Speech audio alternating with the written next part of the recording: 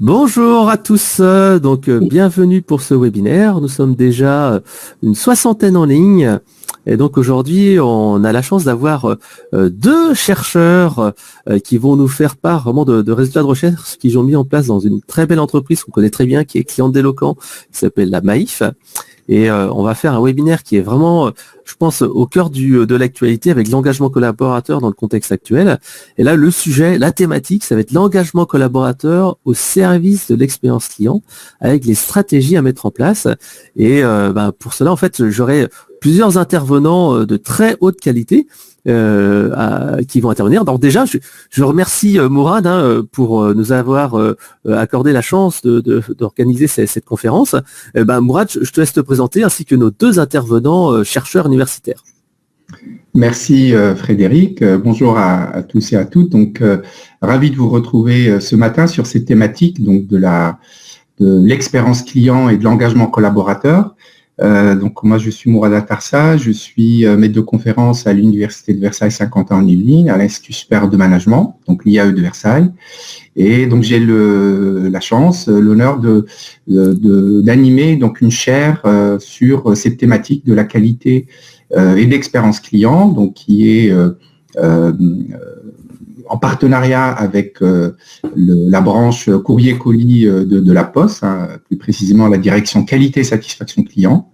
Et dans le cadre de cette chaire, donc nous organisons un certain nombre d'activités pour développer en fait cette thématique, pour développer les connaissances, les savoirs sur cette thématique, donc qui est bien sûr importante, au cœur des préoccupations des organisations. Et donc, dans le cadre de ces activités, nous avons le plaisir de travailler aujourd'hui donc avec Eloquent et plus particulièrement donc avec Frédéric Canvet et Chantal Bachan, que je remercie. Donc c'est une première aussi pour nous donc d'organiser cette conférence en ligne et donc avec Eloquent. Et donc nous aurons le plaisir d'accueillir alors Gilles Rouet, donc qui est le directeur de notre IAE et qui va donc intervenir sur cette thématique de l'importance de l'engagement des collaborateurs, donc pour améliorer l'expérience client et contribuer à la satisfaction client et donc à la création de valeur finalement pour les organisations. Et ensuite, nous aurons donc Hubert Serrand et Bérangère Sostac, donc que je remercie doublement parce que leur intervention était prévue l'année dernière dans un symposium annuel qu'on organise dans le cadre de cette chaire et que malheureusement nous avons dû annuler pour cause donc de crise sanitaire et donc qui ont accepté bien sûr de reporter et de nous consacrer du temps pour partager avec nous en fait leurs travaux de recherche sur cette question donc de l'engagement collaborateur, du management par la confiance, et donc et de partager avec nous donc ce travail doctoral. Je crois que c'est dans le cadre d'un doctorat que Hubert a réalisé donc au sein de la Maïf pour partager avec nous leurs enseignements et leurs réflexions sur cette question de l'expérience client et de l'engagement des collaborateurs. Voilà. Et donc nous terminerons cette conférence donc par un éclairage d'une autre organisation, donc Ikera, sur leur politique pour développer l'engagement des collaborateurs et développer la culture client, donc au service de la satisfaction de leurs clients. Voilà donc pour le programme de cette conférence. Et donc Frédéric, je te laisse la main. Oui. Alors, n'hésitez pas à poser vos questions pendant toute la conférence. On a vraiment deux experts qui sont là parmi nous. En plus, la Maïf, on verra tout à l'heure, c'est une des marques, même je crois que c'est la marque numéro 1 en termes d'expérience client en France. Donc vraiment, on a vraiment de la chance d'avoir deux experts, un chercheur et quelqu'un qui est vraiment dans l'opérationnel. Donc, n'hésitez pas à poser vos questions. On essaiera d'y répondre soit une ou deux en live et ensuite à la fin de la session. Et bien entendu, on sera aussi à votre écoute là-dessus. Alors, je pense que Mourad voulait dire quand même quelques petits points sur la chaire expérience client de la Poste. Hein. C'est vrai que je laisserai peut-être en parler tout à l'heure. Moi, je vais en parler directement en fait d'Eloquent. Donc, Eloquent, si vous ne connaissez pas encore, on est expert européen de la relation client depuis 2001, donc ça fait 20 ans. On va fêter nos 20 ans cette année. Donc, on a à peu près 300 clients actifs dans le monde, des grandes entreprises comme par exemple la Maïf, dont on parlait tout à l'heure, Orange, Bouygues Télécom, et des entreprises plus petites, comme par exemple Lafarge, ou des entreprises comme par exemple comme King Jouet ou Aqualux. Si vous avez une piscine, vous devez savoir qui c'est. Donc, ce qui se passe, c'est qu'Eloquent est éditeur de solutions de centre de contact et dans le cadre de satisfaction client et collaborateur. Et c'est pour ça, en fait, qu'on co-anime aujourd'hui cet événement avec la chaire La Poste de l'université de Paris-Saclay. Tout simplement parce que on a aussi cet aspect écoute collaborateur qui est vraiment important. Et puis, donc, on aura à la fois cet aspect recherche universitaire qui a été fait par Bérangère et Hubert. Et nous, après, on vous donnera en fait un éclairage opérationnel avec un de nos clients qui a mis en place un très beau dispositif d'écoute client et qui a remporté grâce à ça le CX Award Or du Feedback Management organisé par le magazine Relations Clients. Voilà, donc nos métiers, c'est simple, solution de centre de contact, gestion des interactions multicanales, téléphone, chat, etc. Services vocaux, numéros spéciaux, chatbot, callbot.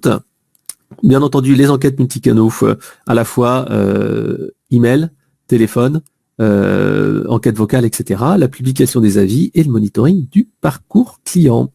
Voilà, ça c'est les différents métiers d'Eloquent. Merci beaucoup Frédéric et merci beaucoup à Mourad aussi de nous avoir donné cette opportunité. Alors juste pour un petit plan pratique, je vais prendre la main normalement si je me trompe pas pour que je puisse ensuite faire diffuser les diapositives. Hop. C'est fait. Voilà, ok, parfait. Donc Hubert, tu me diras tu verras quand ça arrivera, que ce sera ton tour, de toute manière. Voilà. Donc merci beaucoup de nouveau à Frédéric et à Mourad pour cette opportunité. Donc effectivement, on devait faire cette présentation l'année dernière et puis comme pour beaucoup, la crise a perturbé un petit peu les plans. Cela étant, on est ravis de pouvoir être ici, donc je laisserai Hubert se présenter. Mais effectivement, il y a un lien avec le doctorat que Hubert a présenté et a préparé pendant des années, et donc dont j'ai eu le grand honneur d'être sa co-directrice de thèse avec Martine Séville, qui est de l'Université Lumière Lyon 2. Et donc pour ma part, donc je suis professeure à l'Université de Lorraine. Voilà, donc je te laisse Hubert peut-être te présenter un peu plus en détail, et puis peut-être si quand même que je puisse le préciser, je suis membre du laboratoire Le Beta, qui est un laboratoire donc qui est entre l'Université de Lorraine et l'Université de Strasbourg, et qui travaille en économie et en gestion. Et dans mon cas particulier, je travaille donc beaucoup avec tous les collègues qui sont sur les thématiques de l'innovation, de la créativité, entre autres, mais aussi d'économie sociale et solidaire. D'où le lien avec Hubert, et je te laisse te présenter. Alors, bonjour à tous. Moi, je m'appelle Hubert Serran, donc je suis retraité d'éducation nationale. J'étais enseignant-formateur, plus spécifiquement en maternelle. Mais depuis pas mal d'années, je suis militant à la Maïf. Et depuis 2019, je suis docteur en sciences de gestion et je suis chercheur associé au laboratoire Coectis de l'Université Lyon 2. Alors, mes thématiques de recherche tournent toujours et surtout autour de la gouvernance de l'économie sociale et solidaire, et puis le management des entreprises de l'économie sociale et solidaire. Donc, vous pourrez m'interroger sur ma posture un peu particulière de chercheur, observateur, participant, sur laquelle j'ai déjà réfléchi et j'aurai sûrement des réponses à vous fournir. Voilà, je vais laisser la parole à Bérangère pour le début de notre présentation. Alors, juste pour peut-être aussi poser le cadre de cette recherche, et c'est important, il me semble, de le mentionner. Donc, effectivement, Hubert a travaillé pendant sa thèse sur la question, entre autres, du management par la confiance, et c'est suite à des échanges qui sont réguliers, et le cas de la Maïf est tellement source d'inspiration qu'on a plein d'idées qui nous viennent à l'esprit, et il y en a une idée qui nous a paru comme étant important à regarder, c'était notamment l'impact que pouvait avoir le management par la confiance, donc ce qui se passait au sein de la Maïf, sur l'engagement que les clients pouvaient avoir vis-à-vis de l'organisation et sur la relation client. Donc c'est ce sur quoi il a en partie un petit peu, commencé à travailler pendant sa thèse, et donc nous on a continué depuis à aller un petit peu plus loin. Mais on tient quand même à préciser l'un comme l'autre qu'on est encore au stade, sur certains points, encore au stade de l'exploration. Vous le verrez ensuite dans les résultats qui seront présentés. Mais en tout cas, on a déjà au moins certaines intuitions et certains points que l'on peut partager avec vous, et on sera ravis justement d'avoir vos retours. Alors, le premier point de départ de la réflexion, le voici.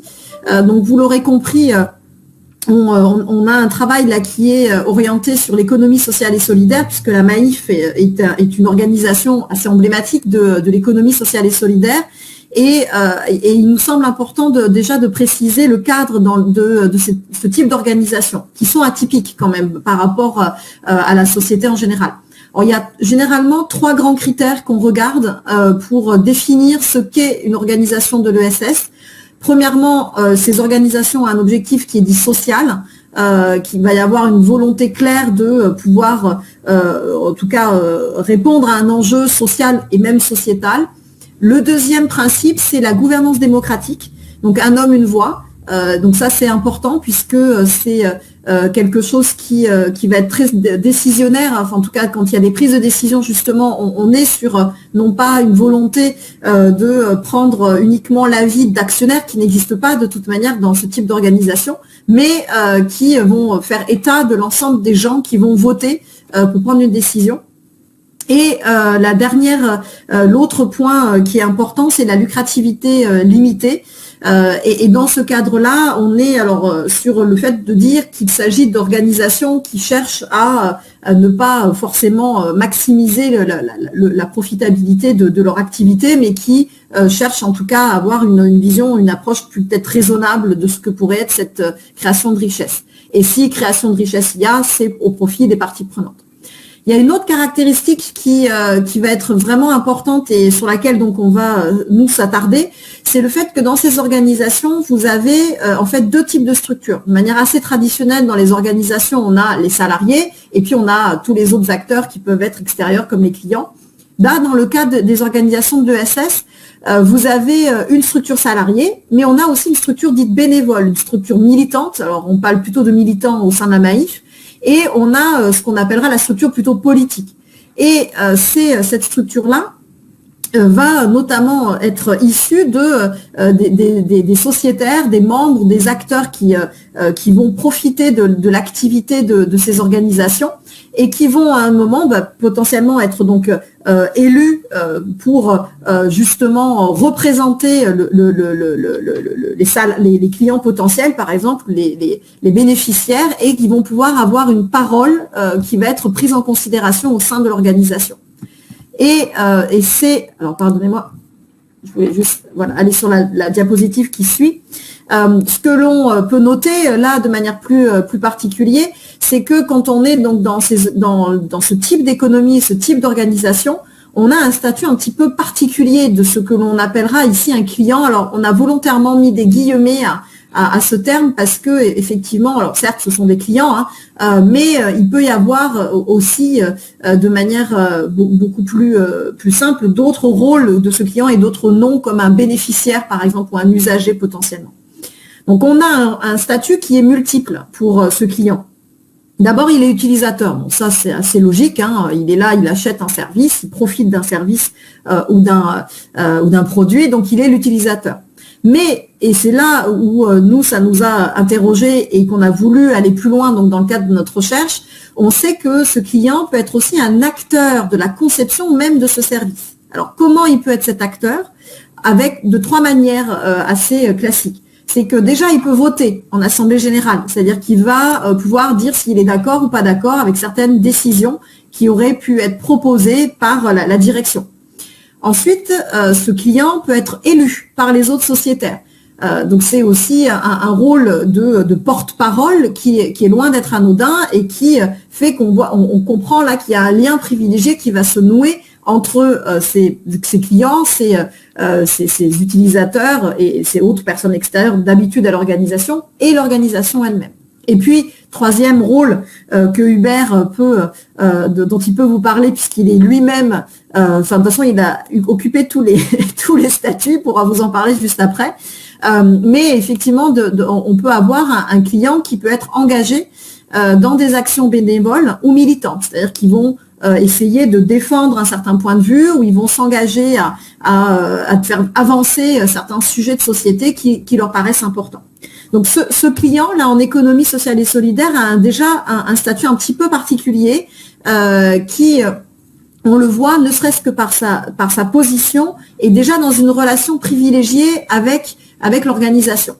Et ce point-là, c'est ce qui nous a en tout cas amené à aller un petit peu plus loin. Donc là, juste pour vous donner quelques points de repère maintenant sur la Maïf et pourquoi on s'est intéressé de manière plus privilégiée à la Maïf, au-delà du fait que Hubert appartient aussi à la Maïf, hein, il est chercheur associé à Coactis, mais aussi il est membre actif de la Maïf. Et donc je te laisse, Hubert, juste peut-être présenter au moins le cas, enfin en tout cas au moins l'entreprise. Alors, l'entreprise Maïf, c'est une mutuelle d'assurance. Elle a été fondée en 1934 par des instituteurs. Maïf, hein, c'est mutuelle d'assurance des instituteurs de France. C'est un nom qui est vieux, mais qui est conservé parce que c'est devenu une marque.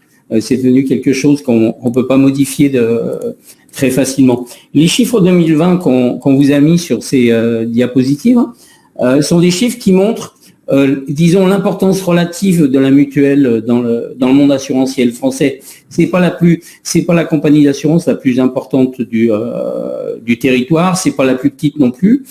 Elle couvre 3 millions de sociétaires, elle a 7500 salariés, un chiffre d'affaires 3 milliards 69.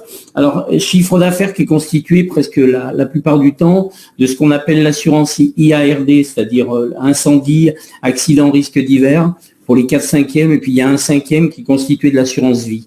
Donc c'est important dans le sens cette répartition, dans le sens où il y a certaines compagnies d'assurance ou certaines mutuelles qui sont beaucoup plus assurance vie que incendie et accident risque divers.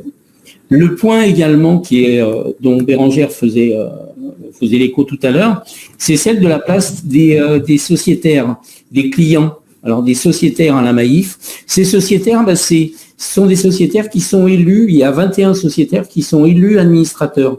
Alors ils sont élus par une assemblée générale et ils sont vraiment des sociétaires de base, c'est-à-dire qui se présentent devant un comité, alors un comité de sélection, mais ils sont pas du tout obligés d'écouter les recommandations du comité de sélection. Le comité de sélection, il donne simplement son avis. Les sociétaires qui veulent se présenter devant l'Assemblée générale comme candidats administrateurs peuvent le faire. Donc il y a tous les 2 ans, il y a des administrateurs qui se présentent, des candidats administrateurs qui ne sont pas soutenus par ce comité de sélection. Et c'est l'Assemblée générale, c'est-à-dire 730 délégués des sociétaires, qui va élire ces administrateurs. Ce sont des administrateurs qui vont avoir un travail à mi-temps, en fait. Ils vont être à mi-temps administrateurs à la Maïf, mardi, mercredi, jeudi. Et puis le lundi et le vendredi, ils continuent leur activité professionnelle. Alors la Maïf prend en charge auprès de leur employeur la moitié de leur salaire. Donc ça leur permet d'être présents et à la Maïf et dans leur activité professionnelle. Les sociétaires élus, eux, sont des gens qui sont présentés. Alors, les administrateurs sont élus pour 6 ans et il y a une élection tous les 2 ans. Ils sont le conseil d'administration est renouvelé tous les 2 ans. Et puis les 730 délégués des sociétaires, eux, c'est une élection en fait qui se fait. Il y a 3 grandes régions qui sont définies à la Maïf, et donc il y a à chaque fois 1 million de sociétaires qui sont appelés à voter pour un tiers des délégués. Donc il y a à peu près 250 délégués qui sont élus chaque année, qui sont nouvellement élus chaque année pour 3 ans. Et à côté de ça, il y a des sociétaires qui sont plus spécialisés, qui sont des mandataires du conseil d'administration, c'est-à-dire qui représentent cette gouvernance de la Maïf des 21 administrateurs, qui normalement, une gouvernance est toujours présente, j'allais dire, en haut de la pyramide d'une organisation.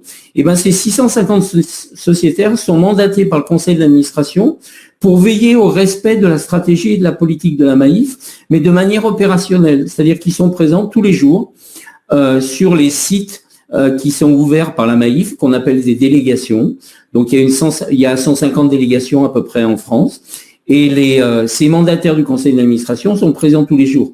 Quand je dis qu'ils sont présents tous les jours, c'est en dehors de leur temps de travail. Et en dehors de leur temps de travail, ils viennent dans les heures qu'ils ont disponibles pour pouvoir répondre aux questions des sociétaires. Alors que ce soit des questions, des critiques, ou que ce soit des demandes de renseignements, ou que ce soit, on verra tout à l'heure, je vous parlerai de dispositifs plus ou moins particuliers qui sont mis en place par ces militants pour répondre aux sociétaires. Voilà, je crois que si je parle des élections, par exemple, cette année, il y a eu une élection dans la région où je suis militant, c'est-à-dire dans l'Est de la France, tout l'Est de la France. Il y avait 1 million de sociétaires qui étaient appelés à voter. Il y a eu 200 000 votants, ce qui, pour une élection où il y a une seule liste qui est présentée, c'est une liste unique présentée par le conseil d'administration, c'est plutôt intéressant de se dire qu'il y a 20% de répondants.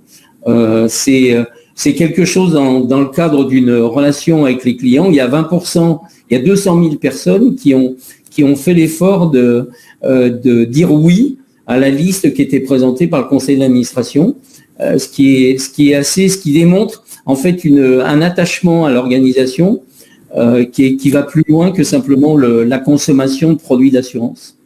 Voilà, si on peut, je ne sais pas quelle est la diapositive suivante, je ne m'en rappelle plus.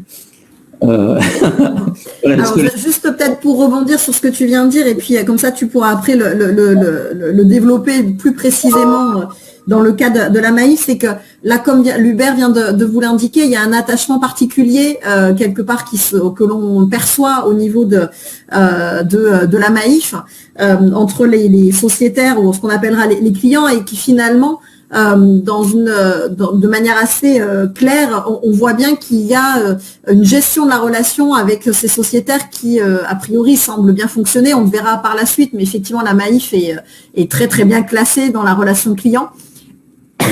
Pardon. Excusez-moi. Et donc, qu'est-ce qu'on entend précisément sur la question de la relation client? Oula, excusez-moi. Donc, on entend plus précisément en fait 3 dimensions qui sont importantes et sur lesquelles on reviendra un petit peu plus loin dans la recherche qu'on a menée, qui est de dire déjà que quand on gère la relation client, l'objectif est évidemment quand même d'améliorer la performance économique de l'organisation. Alors ça, c'est pas une grande surprise, mais il convient quand même de le rappeler. Et donc, ça va passer par 3 grandes modalités. Et donc, il y a d'abord la mise en place de la relation. Il y a ensuite le développement de cette relation, et enfin il y a le maintien de la relation que l'on veut naturellement la plus fructueuse possible avec ses clients. Et donc il y a ces 3 états qui sont évidemment très importants dans cette relation client. Dit autrement, il ne suffit pas de nouer une relation et de mettre en place cette relation puis après de la laisser filer. Et ça, je pense qu'Eloquent pourra revenir peut-être dessus, mais c'est vrai que ça ne suffit pas. Il faut aussi après la développer, la nourrir et surtout la maintenir. Et c'est souvent d'ailleurs une des difficultés, c'est sur le moyen long terme que les enjeux peuvent être les plus forts, parce il va falloir maintenir cette relation malgré tous les événements qui peuvent se passer autour de l'organisation. Et on voit bien, ne serait-ce qu'avec ce que nous vivons tous depuis 1 an, c'est loin d'être évident quand il y a des choses qu'on ne maîtrise pas et qui va convenir en revanche de continuer à développer. Et dans le cas de la Maïf, on vous montrera juste après, c'est justement quelque chose donc qui non seulement elle a réussi donc à maintenir et à développer et à maintenir ses relations fructueuses même en période de Covid par exemple. Et on le verra par la suite lors d'un des résultats qu'on vous rappelle. Donc ça c'est la relation client de manière générale. Et dans le cas de la Maïf, plus précisément, en fait, on comprend que cette relation client est à associer, à articuler à une autre dimension. Et c'est Pascal Demurger qui nous le dit, et je te laisse, Hubert, du coup, l'expliciter. Alors, Pascal Demurger, c'est le directeur général de la Maïf depuis 2009. Et il est à l'origine du côté salarié, c'est-à-dire de la direction générale, à l'origine d'un mouvement qui a commencé à réfléchir à comment faire en sorte que la relation client soit la meilleure possible. Et cette réflexion l'a amené, alors, il a poussé la réflexion au sein de la Maïf et on verra tout à l'heure comment ça s'est décliné. Il l'a fait en compagnie de plusieurs présidents de la Maïf, Roger Belot puis Dominique Mahé actuellement. Il en a fait un livre. Alors l'entreprise du 21e siècle sera politique ou ne sera plus. Alors c'est le livre d'un manager. Hein. C'est vraiment c'est pas le livre c'est pas un manuel scientifique. C'est pas une thèse non plus. C'est vraiment le livre d'un manager qui a des convictions et qui essaye de convaincre et de par l'exemple de ses convictions et de la justesse de ses convictions. Et pour lui, une des convictions, c'est vraiment que le fait d'accorder plus de confiance à ses collaborateurs, c'est véritablement faciliter la relation client. C'est la gérer le mieux possible, mais ça passe obligatoirement par la confiance aux collaborateurs. On passe à la suivante. Oui. Et donc, qu'est-ce que c'est le management par la confiance ? Donc, ce sur quoi on va étayer notre propos, c'est de revenir un petit peu plus de manière théorique sur ce qu'on entend par management par la confiance. Donc, il y a certains travaux qui ont été faits. On vous a mis à chaque fois, je sais pas, j'ai oublié de le préciser, mais on a mis quelques références académiques régulièrement sur les diapositives. Si des fois c'est quelque chose qui vous intéresse, n'hésitez pas, en tout cas, à nous le mentionner. On pourra toujours vous communiquer le détail des références. Mais pour revenir sur le management par la confiance, il y a quelques travaux qui ont été initiés et qui ont été faits, alors notamment par Fabien Blanchot, qui nous explique ce qu'est le mode le management par la confiance. Et notamment le fait qu'il s'agit d'un mode de management classique. Alors peut-être que vous avez déjà entendu parler quand on parle du mode de management un peu coercitif, autoritaire, participatif, etc. Ce sont des modes de management. Et là, on est sur un mode de management qui est particulier puisqu'il est fondé sur la confiance. On vous dira juste après plus exactement de quoi il s'agit. Mais quand on parle d'un mode de management par la confiance, on est sur quand même quelque chose qui reste à l'heure actuelle considéré comme étant innovant. Et donc, à cet égard, nous considérons qu'il s'agit de ce qu'on appelle une innovation dite managériale. Donc, c'est pas une innovation d'un nouveau produit ou d'un nouveau service, ça, on connaît tous de quoi il s'agit, mais on est sur une nouvelle modalité de manager les gens. Et cela va se traduire par 3 grandes dimensions. D'abord, les structures, les pratiques et les techniques. C'est-à-dire qu'on va avoir des modalités particulières et on reviendra plus précisément dans le cas de la Maïf sur ces points-là. Il va y avoir des structures particulières qui vont effectivement témoigner de cet a priori positif qui est donné à l'égard des salariés en particulier.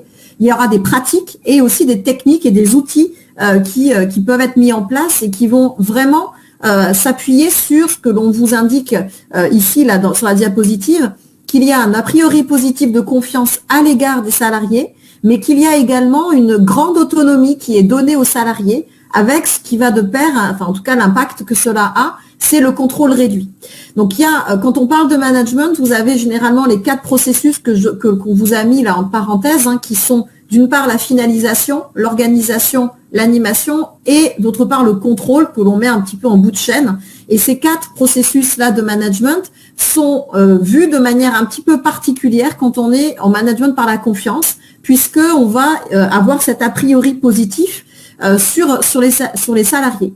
Alors, cet a priori, attention, il n'est pas à voir uniquement comme étant quelque chose qui serait, je sais pas, une sorte de bienveillance générale ou quelque chose où enfin ça peut être le cas, et fort heureusement c'est aussi le cas dans un grand nombre d'entreprises.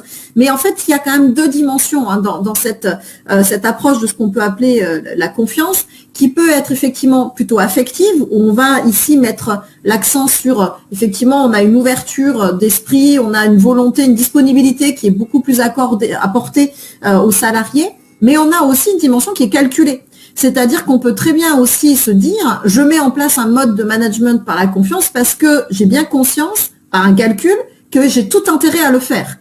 C'est pas parce que je suis bienveillant que je le fais, entre guillemets. Après, évidemment, là, je suis un petit peu caricatural dans mon propos parce que la réalité, elle est souvent beaucoup plus nuancée et c'est un maillage des deux, souvent que l'on peut observer.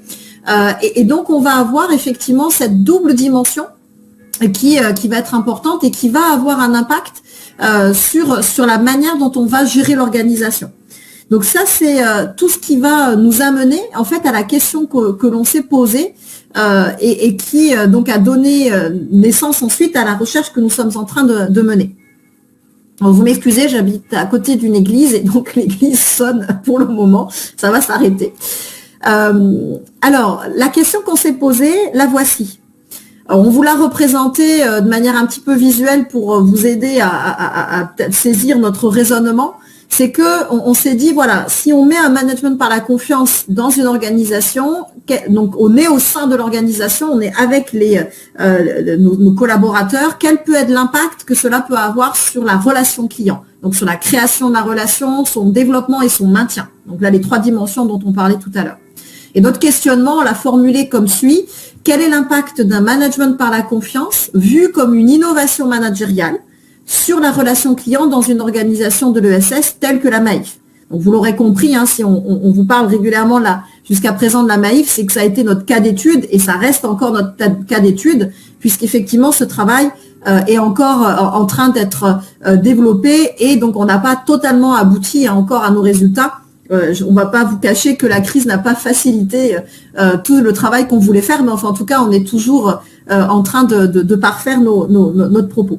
Donc je vais laisser maintenant Hubert vous parler plus en détail de ce qui a été fait au sein de la Maïf au niveau du management par la confiance et de vous indiquer ensuite quels ont été les impacts que cela a pu avoir, en tout cas ce que l'on peut noter jusqu'à présent sur cette relation client.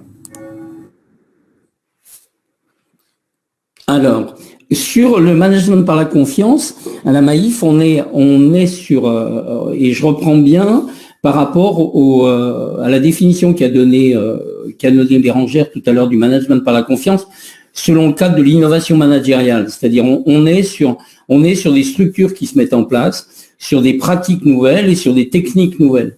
Et tout ça, ça s'est pas mis en place en un jour. Ça s'est véritablement mis en place sur 4 ans. En fait, le temps d'un plan stratégique qui était celui qui a été défini par la direction générale et le conseil d'administration, c'est-à-dire les dirigeants de la Maïf, plan stratégique 2014-2018, qu'ils ont appelé l'audace de la confiance. Et pour mettre en place cette audace de la confiance, ils ont mis en place des structures nouvelles, des pratiques nouvelles et des techniques nouvelles. Si tu peux juste passer, puis on reviendra après, passer à la diapo suivante, je crois que c'est celle où on a la liste des structures, des pratiques et des techniques. Alors, ces structures, et je reviendrai ensuite sur le déroulé chronologique. Et ces structures, TCAP, par exemple, c'est une cellule d'accompagnement. Alors, la Maïf a décidé en 2014 de mettre en place une cellule d'accompagnement totalement dédiée à cette thématique de la confiance. C'est-à-dire, c'est une cellule qui était constituée de volontaires salariés de la Maïf, qui avait pour tâche de coordonner, de fluidifier tout ce qui peut avoir trait à la déclinaison du plan stratégique audace de la confiance. C'est-à-dire, c'était vers elle que tous les salariés de l'entreprise se tournaient lorsqu'ils avaient des questions d'organisation ou des questionnements autour de tout ce qui se mettait en place sur le thème de la confiance. La deuxième structure qui a été très importante et que je détaillerai véritablement tout à l'heure, c'est l'accord OSE. Alors, c'est l'accord, la nouvelle organisation du temps de travail à la Maïf. Donc, qui a donné lieu, et vous verrez, qui était exemplaire sur la mise en place du management par la confiance. Bien entendu, en même temps que ces deux structures, s'est mise en place une structure externe à la Maïf, puisque c'était un partenariat avec la chaire confiance de l'Université Paris-Dauphine, qui a permis pendant 5 ans, parce que je crois que ça a dû s'arrêter l'an dernier, ce partenariat, pendant 5 ans, il y a pu avoir une réflexion entre une organisation de l'ESS, une mutuelle d'assurance, et une université. Et puis, bien entendu, la Maïf a participé, et participe encore, à elle se positionne dans des classements, comme par exemple le classement Great Place to Work. C'est une entreprise américaine de classement des entreprises où il fait bon travailler. Alors je crois cette entreprise, elle est représentée maintenant dans 60 ou 70 pays.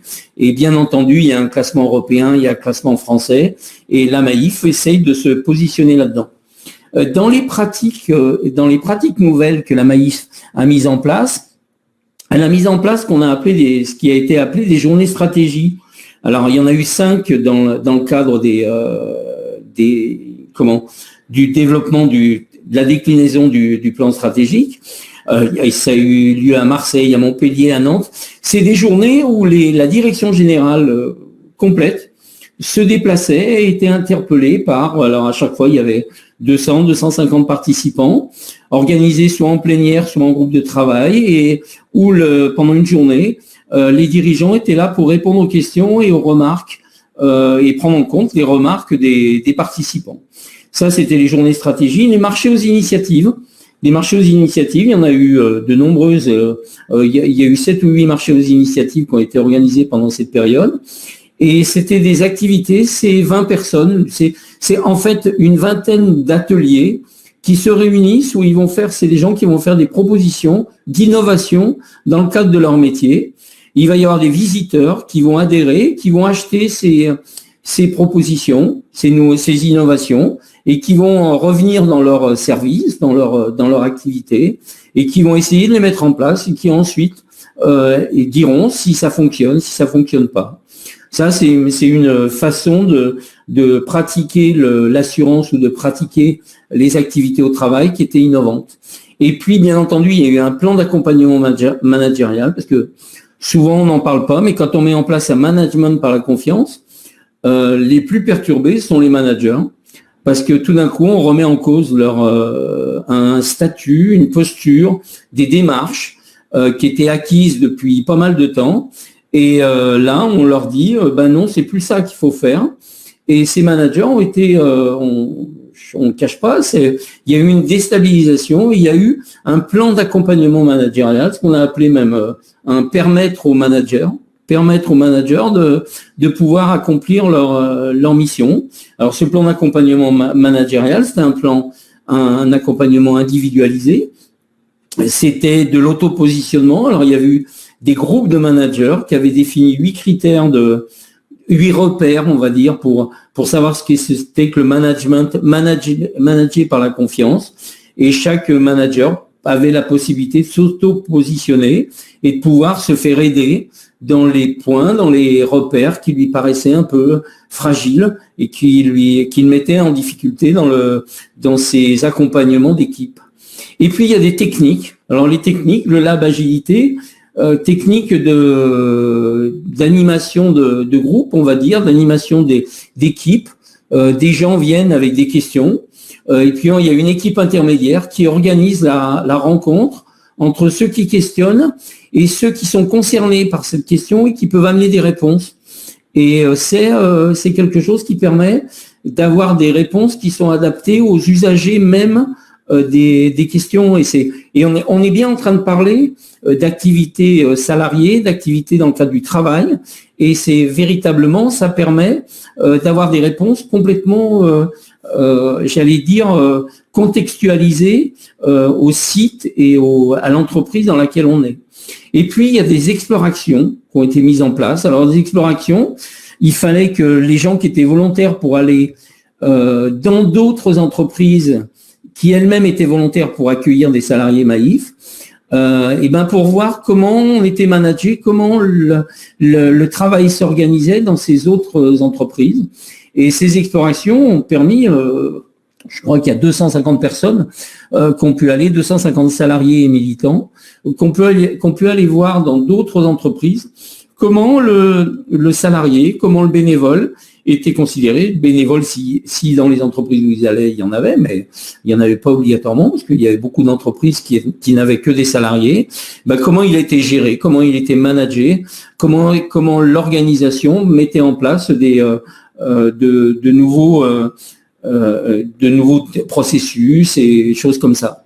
Donc, on peut revenir au déroulé à la slide précédente, diapositive précédente, s'il te plaît, Bérangère, voilà. Donc, vous voyez que tout ça s'est fait sur 4 ans avec, alors, c'est encadré, bien entendu, par, en septembre 2014, la création de ce TCAP, de cette cellule qui est importante, parce que c'est elle qui va permettre ça va être le point de rendez-vous, en fait, de tous les gens qui vont s'interroger sur comment on met en place un management par la confiance. Ça va être le rendez-vous des journées stratégie avant qu'elles se le mettent en place. Ça va être le rendez-vous des groupes qui vont organiser le marché aux initiatives avant qu'ils se mettent en place ou pendant qu'ils se mettent en place. Et puis, bien entendu, quand le management par la confiance, quand l'équipe des dirigeants, quand les dirigeants de la Maïf vont estimer que on est arrivé au bout du plan stratégique et au bout de cette démarche de mise en place d'un management par la confiance, eh ben c'est la fin de cette cellule. C'était en fin décembre 2017. Elle s'est arrêtée. Et les salariés qui en faisaient partie sont retournés dans leur service précédent et ont pu développer d'autres activités. Bien entendu, vous voyez qu'il y a eu à chaque fois des lancements. Alors bien sûr, lancement des explorations, lancement des marchés aux initiatives, lancement des dispositifs de l'agilité. Et il y a eu un lancement important et on reviendra dessus après. C'est le lancement de la nouvelle organisation du travail, de ce qu'on a appelé OSER, organisation du travail en souplesse, épanouissement et responsabilisation. Donc il y a toujours des acronymes à la Maïf. La Maïf est une entreprise d'acronymes. Et ce lancement est important dans le sens où il a été précédé quand même de quelque chose qui est assez particulier, c'est-à-dire d'une entente entre toutes les organisations représentatives du personnel et de la direction générale pour dénoncer les conventions collectives qui étaient en cours à la Maïf à l'époque, et en confiance dire on dénonce pendant 1 an et demi, puisque c'est le délai légal avant qui suit la dénonciation d'une convention collective. On reste 18 mois et la direction générale promet, et les organisations représentatives du personnel ont confiance, elle promet qu'il n'y aura pas de détérioration de la condition de l'organisation du travail. Et au bout de 18 mois, à la fin des discussions, alors d'abord on s'entend sur un déroulé des opérations. Et en juillet 2017, il y a eu une signature par l'ensemble des organisations représentatives du personnel de cet accord d'organisation du travail. Alors c'est quelque chose qui est important, et vous voyez qu'en même temps, en parallèle, il y avait ce lancement du plan d'accompagnement managérial, parce que comme je vous l'ai dit, la mise en place d'une nouvelle organisation du travail a déstabilisé des managers. Et quand on parle de management par la confiance, derrière, il y a des managers. Et ces managers, obligatoirement, il fallait les accompagner. Et l'accompagnement des managers a commencé en novembre 2017. Et vous voyez qu'il ne s'est pas terminé en 2017. Il a commencé en novembre 2016, et il ne s'est pas terminé en 2017. Il se poursuit parce qu'il y a toujours besoin d'un accompagnement. Si tu peux passer à la diapositive qui va nous préciser, voilà. Alors, je vais approfondir cette structure innovante de l'accord OSER. Alors, c'est vraiment, on est sur une discussion qui est importante dans une organisation, c'est l'organisation du temps de travail. Et là, je suis en train de vous dire, en 2016, il y a eu les conventions de collectifs qui régissent l'organisation du temps de travail à la Maïf ont été dénoncées. Mais elles ont été dénoncées collectivement par les organisations représentatives du personnel et par la direction générale, par les dirigeants de la Maïf. Et ensuite, il y a eu un travail qui a été mené, un travail de construction collective. Et vous pouvez voir que il y a eu, alors encadré par l'équipe TCAP, et avec chaque fois un représentant des organisations représentatives du personnel présent dans chaque groupe, il y a eu un appel à un volontariat auprès des salariés Maïf. C'est à peu près 7500 salariés, vous voyez, 1400 volontaires. Il y a eu 731 collaborateurs qui ont été choisis. Alors, ils ont été choisis par un groupe de travail issu de TCAP et issu également de différents services avec des salariés qui ont voulu que ces collaborateurs soient le plus représentatifs de toute la diversité des salariés de la Maïf. Ça a donné 69 groupes de travail qui ont travaillé 3 journées entières. quand vous mettez, vous voyez, 3 journées hommes qui ont été consacrées à ce travail. Quand je dis 3 journées hommes, par homme. Donc c'est quelque chose qui est important. Ça a donné 578 fiches idées qui ont toujours après, avec des groupes de travail plus restreints, donné 95 souhaits et qui ont permis de positionner, de donner un résultat de 10 principes clés. 10 principes clés qui sont vraiment importants pour organiser le temps de travail à la Maïf. Alors vous les voyez, ces 10 principes clés, et on a, au moins la Maïf, a essayé de faire en sorte que ce travail sur ces 10 principes clés soit bien sûr, il a toujours été questionné, c'est-à-dire à chaque fois il y avait des séminaires managers et des séminaires salariés qui permettaient de revenir, de présenter ces principes clés et de voir s'il y avait une adhésion, même en cours de construction de toute cette organisation. C'est-à-dire tout le long de la construction, il y a eu des allers-retours entre le terrain et les groupes qui construisaient cette nouvelle organisation. Ce qui fait que j'ai été un peu plus précis dans la diapositive suivante. Pour vous donner une idée, avant l'accord, avant la nouvelle organisation, j'ai repris quelques points qui sont dans les principes clés, mais qui permettent aussi d'avoir un regard, on verra, sur la relation client. Avant l'accord, le télétravail, par exemple. Le télétravail est soumis à des conditions qui sont assez, j'allais dire, strictes.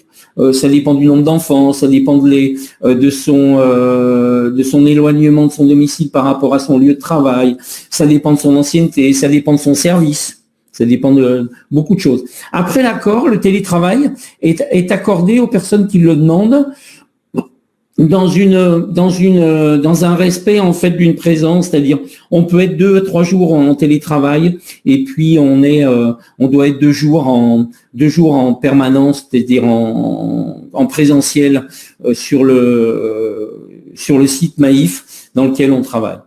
Le deuxième point, c'est les marges de manœuvre. Alors, des marges de manœuvre à la Maïf, dans l'assurance, vous savez, les marges de manœuvre, c'est qu'est-ce qu'on répond à un sociétaire qui est mécontent? Est-ce qu'on négocie? À la Maïf, il n'y a pas de négociation. Avant l'accord osé, les conseillers qui reçoivent les coups de téléphone des sociétaires, ils ont le contrat, tout le contrat, rien que le contrat. C'est-à-dire qu'ils n'ont aucune marge de négociation. C'est-à-dire, et quand ils se retrouvent face à un sociétaire mécontent, ils ont une solution, c'est de dire, je vais vous passer un militant. Et c'est le militant, c'est-à-dire la structure politique, qui prend en compte, ou pas, la plupart du temps c'est ou pas, mais j'allais dire 2 fois sur 10, le militant va opérer une négociation, une dérogation exceptionnelle au contrat ou des choses comme ça. Mais c'est pas du tout à la main du conseiller, du salarié. Après l'accord, les marges de manœuvre sont possibles pour les conseillers. C'est-à-dire, on considère qu'on a affaire à des gens qui sont adultes, qui sont responsables, qui connaissent très bien le métier, qui connaissent très bien leur dossier, et ces marges de manœuvre deviennent possibles pour les conseillers. Alors, bien entendu, quand il reste un écart entre la marge de manœuvre que le conseiller a proposée et puis la demande du sociétaire, il y a toujours la possibilité de se tourner, de proposer au sociétaire de rencontrer un militant. Avant l'accord, c'est le manager, un des gros boulots des managers dans beaucoup d'organisations, c'est de planifier l'activité des collaborateurs. Alors quand vous avez un service où il y a 3 personnes, c'est casse-tête. Quand vous avez un service où il y a 18, 25 personnes, c'est encore plus casse-tête et c'est là une planification qui parfois tient pas compte des demandes individuelles. On peut avoir des conflits, c'est pas aussi simple que ça. Après l'accord, il y a un collectif en fait. Dans chaque service, les conseillers, ils organisent collectivement leur temps de travail, mais ça va loin. C'est-à-dire, il y a véritablement, il y a aussi la prise en compte du choix individuel. C'est-à-dire, si vraiment une semaine un conseiller a besoin d'un rendez-vous particulier, il se positionne pas en tant que travail. Il a même pas à justifier pourquoi il sera pas là, il sera pas là. Et simplement, il y a une prévision, il y a une planification qui est collective, et bien entendu, il n'y a pas de surprise, puisqu'il y aura quelqu'un qui sera présent. Et puis, sur les objectifs, les objectifs dans l'organisation avant l'accord, bien entendu, il y a une déclinaison des objectifs qui est faite de manière descendante. L'entreprise c'est vraiment pyramidal. L'entreprise s'attend à certains objectifs, elle le décline par service, elle le décline par activité, qui ensuite sont déclinés par équipe, et c'est décliné par individu, par conseiller. Après, après l'accord, il y a un retournement, il y a une inversion de la déclinaison des objectifs. Et ben c'est ascendant, c'est-à-dire les objectifs sont proposés par les équipes. On estime que les équipes connaissent très bien leur terrain et qu'elles peuvent proposer ce qu'elles peuvent obtenir. Et elles savent très bien ce qu'elles peuvent obtenir en objectifs et annuels et mensuels et hebdomadaires. Donc c'est quelque chose qui est laissé à la main des équipes, bien entendu, avec une coordination qui est faite et localement, régionalement et nationalement. Et puis les horaires d'ouverture avant l'accord, les horaires d'ouverture à la Maïf, avant l'accord, les délégations Maïf sont ouvertes toutes aux mêmes heures. Il n'y a pas d'individualisation. C'était justement, ça faisait partie de l'image Maïf, qui est tous les sociétaires ont le même service au même moment. Et après l'accord, les horaires d'ouverture des agences sont complètement individualisés. En fait, en fonction de l'agence, en fonction du contexte local, c'est quelque chose qui va varier. C'est-à-dire, s'il y a besoin d'avoir beaucoup plus de conseillers au téléphone et qu'ils ne soient pas dérangés par des visites, la délégation est fermée et ces conseillers sont sur le téléphone et prennent des rendez-vous téléphoniques ou sont dans des entretiens téléphoniques. S'il y a besoin, à côté de la délégation, il y a un marché le mardi matin et que ça sollicite beaucoup de passants et de prospects, ça permet d'ouvrir. On ouvrira plus à ce moment-là. Voilà, c'est quelque chose qui est mis en place après cet accord. Il fallait qu'il y ait cet accord pour que ça soit mis en place. Toutes ces conditions-là font que, par exemple, si on prend le baromètre des salariés, c'est quelque chose, c'est un dispositif qui a été mis en place depuis à peu près 1 an et demi et qui a lieu tous les 3 mois. C'est un questionnement qui est adressé aux salariés de manière anonyme. On n'a pas c'est anonymisé et c'est une quinzaine de questions tous les 3 mois. Tous les 3 mois. Et vous voyez que par exemple, c'est en décembre 2020, le taux de participation à ce baromètre est de 71%, c'est-à-dire sur 7500 salariés, il y a 71% des salariés qui ont répondu au questionnaire du baromètre des salariés. Et que l'indice global de satisfaction, c'est une échelle de Likert qui est proposée. Il y a une quinzaine de questions, mais les gens approuvent ou pas l'affirmation qui est émise. Et sur il y a un indice global de satisfaction de 7,3 sur 10. Sur l'engagement, c'est-à-dire à la question, je recommanderais mon entreprise, mon organisation, l'organisation Maïf à un salarié qui voudrait y venir y travailler, l'indice de l'engagement est 8,4 sur 10. Donc c'est quelque chose où on voit, et il y a des indicateurs on a d'autres indicateurs, l'entreprise utilise d'autres indicateurs pour essayer d'évaluer la satisfaction de ses salariés. C'est le taux d'absence qui est parfois un peu qui est discutable. Il y a des choses comme ça qui permettent de renforcer ce baromètre du salarié. Alors on peut passer à la suivante, c'est parce que cette organisation du travail, bien entendu, elle a un impact sur la relation client. Parce que un télétravailleur qui est alors je parle de vrai télétravail, j'ai l'air de dire quelque chose, d'enfoncer des portes ouvertes. On est dans les organisations, on sait quelles sont les difficultés qu'on a et que les organisations ont à mettre en place un télétravail qui soit un télétravail qui permette aux conseillers ou aux techniciens de véritablement télétravailler. C'est-à-dire, c'est des conditions matérielles, c'est des conditions managériales, c'est un accompagnement, c'est une installation, c'est une maintenance. Tout ça, quand on parle de télétravail à la Maïf, ça comprend tout ce que je viens de vous dire, ça comprend toutes ces dimensions. Donc, l'organisation du travail en télétravail, c'est vrai que ça facilite la relation du sociétaire avec sa mutuelle, parce que ça permet d'avoir des conseillers qui sont là où ils veulent, quand ils veulent, et qui sont bien entendu disponibles pour le sociétaire. Les marges de manœuvre laissées aux conseillers, bien entendu, le sociétaire, quand il est avec un conseiller qui a des marges de manœuvre, c'est un sociétaire qui n'aura pas plusieurs interlocuteurs. C'est-à-dire, il aura un problème, il aura des questionnements, et il va avoir une personne qui va lui répondre dans la globalité de son dossier, dans la globalité de son questionnement. Sur le temps de travail, le temps de travail laissé à la main des conseillers, pareil, c'est un renforcement de la disponibilité. Les conseillers qui sont là sont des conseillers qui ont envie d'être là et qui, s'ils avaient envie d'être ailleurs, pourraient être ailleurs, toujours dans un cadre, dans une contrainte, bien entendu, d'une entreprise, parce qu'on a toujours en tête que on vise et le bien du sociétaire et en même temps la performance de l'entreprise et en même temps le bien-être du conseiller. Donc tout ça fait que ce temps de travail pourrait être organisé comme ça. Les objectifs qui sont des objectifs ascendants et où il n'y a pas la rémunération des conseillers n'est pas tributaire de ces objectifs. Ça vient en plus, l'intéressement, la participation, tout ça, c'est important à la Maïf, mais sa rémunération n'est pas liée directement aux objectifs qu'il atteint. Bien entendu, le salarié recherche toujours la meilleure solution pour le sociétaire. C'est pas lié à la meilleure solution pour lui. C'est parce que s'il était énormément intéressé à ses objectifs personnels, son but, ça serait de vendre. Là, c'est le but du salarié, c'est de conseiller le sociétaire. Puis les horaires d'ouverture, bien entendu, les horaires d'ouverture qui sont adaptés au contexte permettent aux sociétaires d'avoir des agences qui sont totalement disponibles.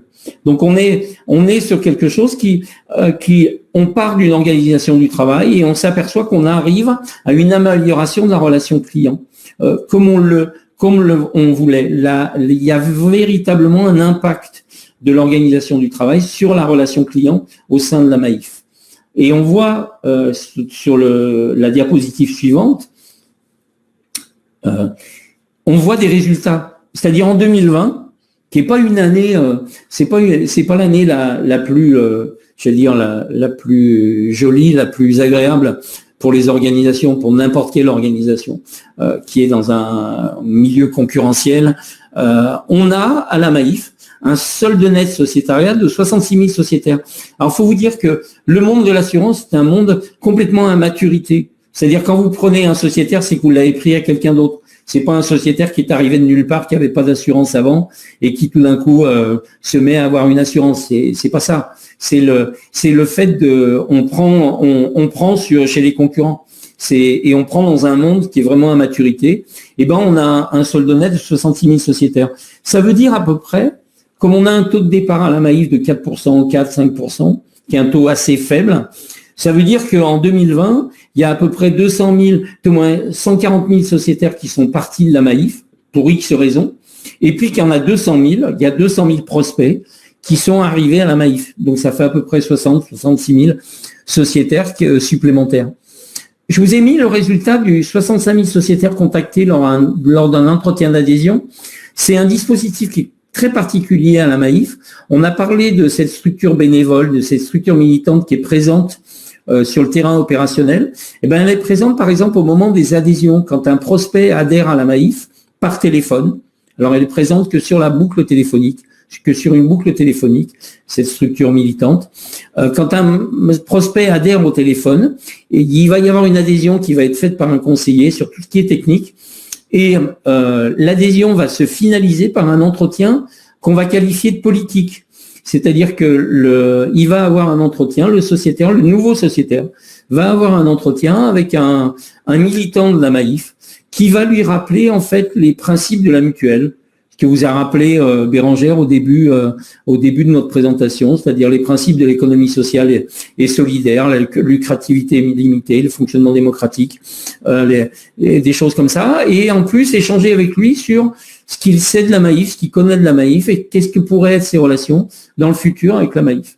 Et donc, ça permet, par exemple, en 2020, ça permet à cette organisation, vous en avez sûrement entendu parler, c'est de redistribuer dès le mois d'avril 2020 une partie de ces cotisations à ces sociétaires en arguant du fait que comme ils n'avaient pas utilisé leur voiture, il n'y avait pas eu de sinistre et que c'était normal de faire une ristourne auprès des sociétaires. Donc, il y a eu 100 millions d'euros de redistribués aux sociétaires.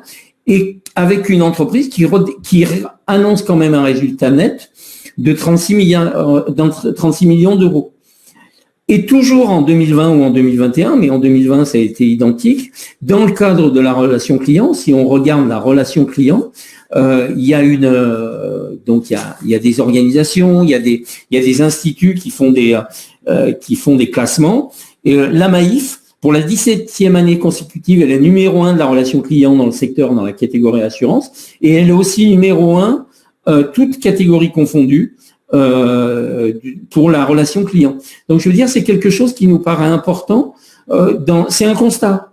On ne sait pas en tant que chercheur si c'est lié à tout ce que je viens de vous dire, mais il nous semble que ça en participe de la même manière que d'autres organisations ont fait une recherche sur les entreprises innovantes, les entreprises qui inspirantes, et la Maïf, jusqu'à présent, c'était Amazon qui était toujours en tête de de ces entreprises inspirantes. Et en 2021, c'est la Maïf qui devient l'entreprise inspirante numéro 1 en France. Donc voilà, c'est des repères plus que des résultats que je vous donne. Et je vais laisser la parole à Bérangère. Merci beaucoup Hubert pour ta présentation et surtout ta connaissance du terrain que je n'ai pas aussi fine que toi. Donc comme tu viens de l'indiquer en fait et qu'il n'y ait pas d'ambiguïté sur notre propos, on est effectivement toujours en cours de recherche. En revanche, on a commencé déjà grâce aux données collectées et à l'analyse du terrain. On a quand même pu tirer quelques leçons en fait de cette exploration, et donc il y en a deux sur lesquelles on aimerait donc terminer notre présentation, et puis après ça sera le moment de pouvoir peut-être échanger ou d'avoir aussi vos retours sur notre proposition. Et il y a la première leçon concerne déjà le rôle de l'équipe de direction. C'est-à-dire que on s'est rendu compte assez rapidement par le biais des données, mais aussi des textes, des documents, puis des échanges qu'il pouvait y avoir, que le rôle de l'équipe de direction dans tout cela a été fondamental. Qui n'était pas peut-être même, parce que même s'il a été valorisé, si vous voulez, par la suite, au fur et à mesure que le management par la confiance a été mis en place, on comprend qu'en fait, il y a eu déjà en amont un travail qui a été fait par la direction, alors qu'elle n'avait pas forcément verbalisé ou formalisé comme elle a pu le faire par la suite, ne serait-ce que déjà dans l'ouvrage de Pascal Demurger et puis les prises de position de Dominique Mahé, mais en tout cas, on voit bien qu'il y avait ce rôle a priori qui a été vraiment très important, et ça me permet en même temps de répondre à une question que j'ai lue tout à l'heure dans le chat, qui était sur qu'est-ce qui peut être transposable, et ça, à notre avis, c'est un point qui est fondamental, c'est la question de la vision de l'équipe de direction sur justement ce qu'est ce mode de management innovant, ce mode de management qui se traduit donc par ce qu'on vous disait, par des structures, par des pratiques, par des techniques. Qu'est-ce qui est fait concrètement par l'équipe de direction à cet égard, et comment est-ce que c'est vu derrière comme ayant un impact sur la relation client.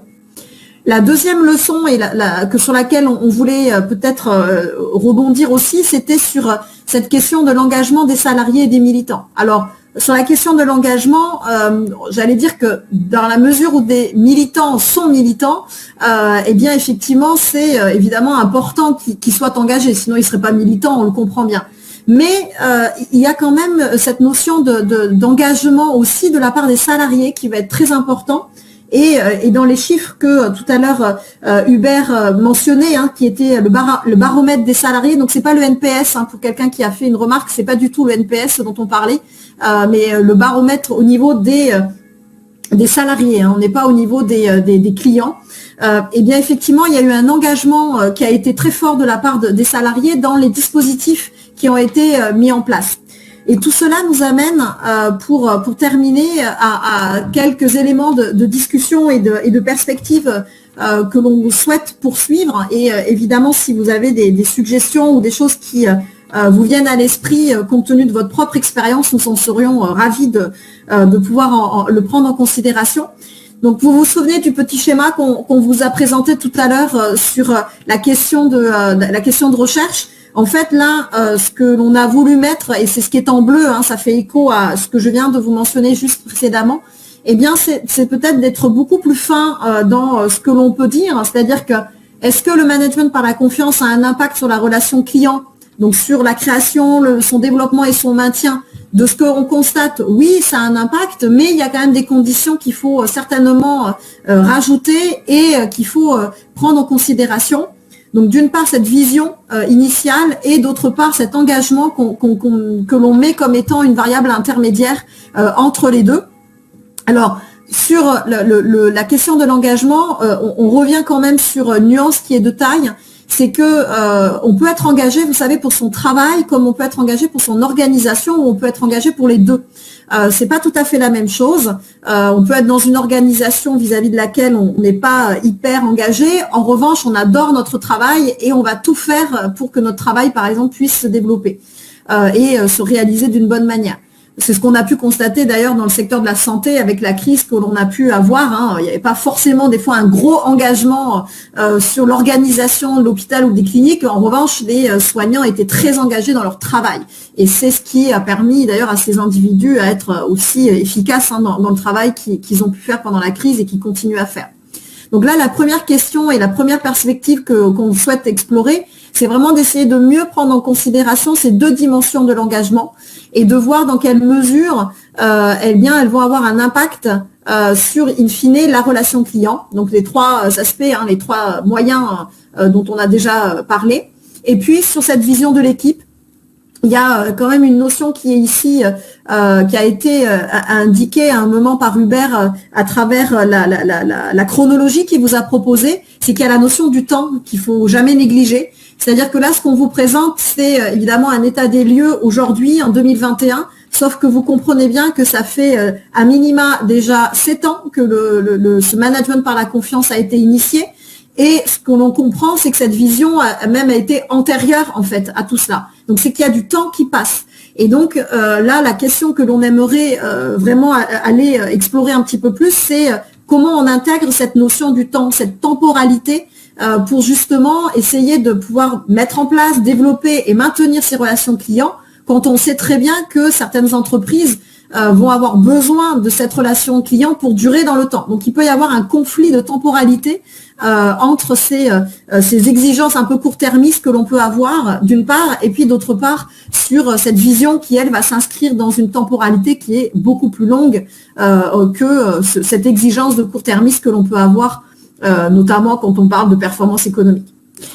Okay. Voilà, donc ça c'est le propos général que l'on avait à vous présenter et donc je reviens sur cette diapositive. Je vais laisser la parole à Gilles qui a eu un petit souci technique tout à l'heure. Donc Gilles, je vous laisse la parole sur l'importance de l'engagement des collaborateurs qui était en fait l'introduction à cette intervention. Oui, merci beaucoup. J'espère que ça marche. Il a fallu que je me déconnecte tout, je reconnecte, parce qu'on a le même compte avec Mourad, mais on s'adapte. Donc, en fait, oui, c'était un propos préliminaire que j'avais prévu, mais ça, tout compte fait, ça s'articule peut-être pas mal, puisque, a priori, je voudrais retourner un petit peu le titre, parce que le titre était l'engagement collaborateur au service de l'expérience et de la relation client. Moi, c'est le au service de qui me gêne, puisque j'ai envie d'amener quelques éléments qui ont été pour beaucoup d'ailleurs dits par Bérangère et Hubert par rapport au cas de la Maïf, puisque la Maïf a une particularité. D'ailleurs, les organisations en général sont toujours difficilement comparables. Elles ont leurs histoires, les acteurs ont aussi leurs identifications, etc. Bérangère en parlait pour les soignants. Et c'est toujours très difficile de comparer une situation à une autre, hein, même si il faut chercher un peu des tendances et des logiques. Et c'est vrai qu'on est plutôt dans un cadre d'évolution sociétale, j'ai envie de dire ça comme ça, avec une approche qui s'est imposée dans beaucoup d'endroits, dans beaucoup de types d'analyse par rapport aux organisations de façon extrêmement générale, pas simplement dans les entreprises.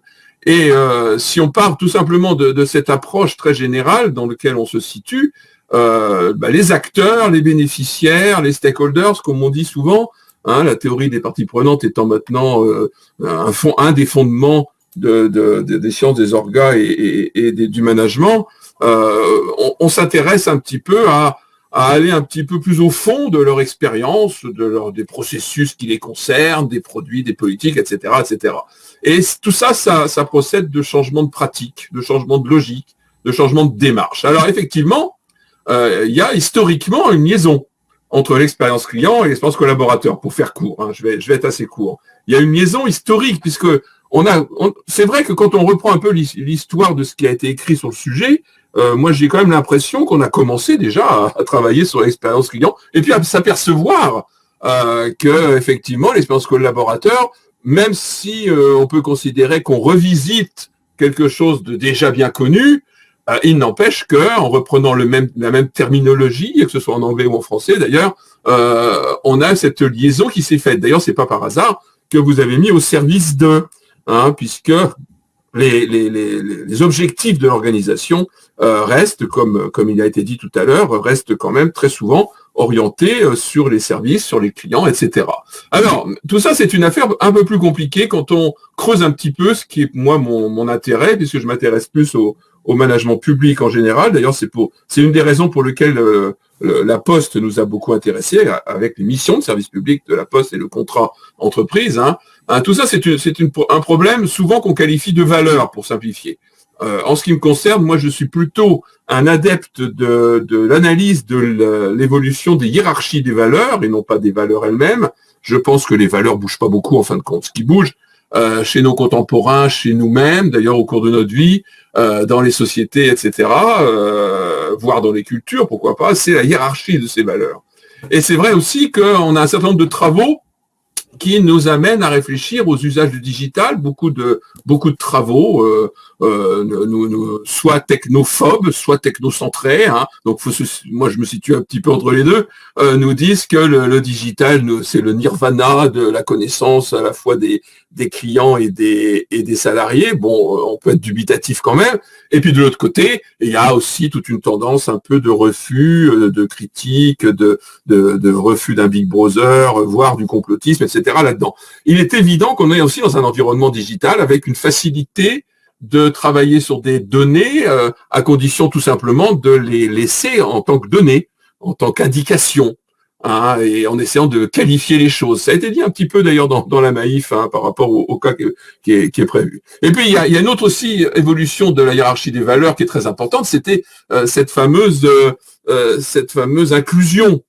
Donc je vous parlerai même pas des entreprises à mission, on en a parlé avec Danone dernièrement, bien sûr, c'est arrivé.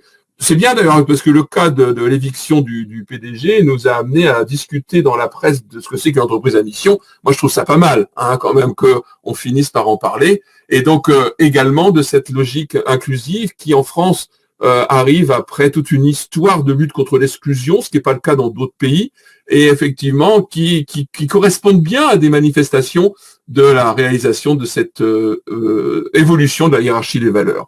Alors moi, je m'intéresse au service public, j'ai dit, et notamment, j'ai préconisé qu'on parle aussi d'expérience citoyen, par exemple, puisque on a aussi ça comme enjeu par rapport à ça. Et effectivement, on va y arriver, vous inquiétez pas, avec ces histoires de slides. Et donc, effectivement, là, on peut y arriver. Il y a aussi un autre élément qui a beaucoup occupé les chercheurs et nos contemporains en sciences du management en général, c'est cette fameuse symétrie des attentions. Et c'est vrai que la symétrie des attentions ne veut pas dire qu'il y a donc quelque chose au service de quelque chose. C'est bien le mot symétrie que je trouve intéressant. Il y a effectivement une symétrie qui a été mise en évidence dans beaucoup de travaux américains, d'ailleurs, au départ, par rapport justement à et c'est ce que disait Bérangère à la fin sur sa conclusion, de quelle nature elle est cette symétrie en fin de compte, comment ça fonctionne. Ça reste assez mystérieux, très franchement. On le constate. On est amené à faire attention, à essayer de faire évoluer les organisations dans le sens des collaborateurs, dans le sens de leur qualité de vie, que ce soit la qualité de vie au travail ou ailleurs d'ailleurs. Et effectivement, ça ne peut pas être la seule motivation l'expérience client ne peut pas être la seule motivation pour l'amélioration de la QVT. Ça, c'est quelque chose qui paraît quand même de plus en plus évident. Et donc, du coup, l'explicitation de la symétrie des attentions qui est utilisée, qui est souvent constatée, reste compliquée et reste à mettre au diapason de la logique de l'entreprise proprement dite. Donc là, aujourd'hui, on a deux cas différents.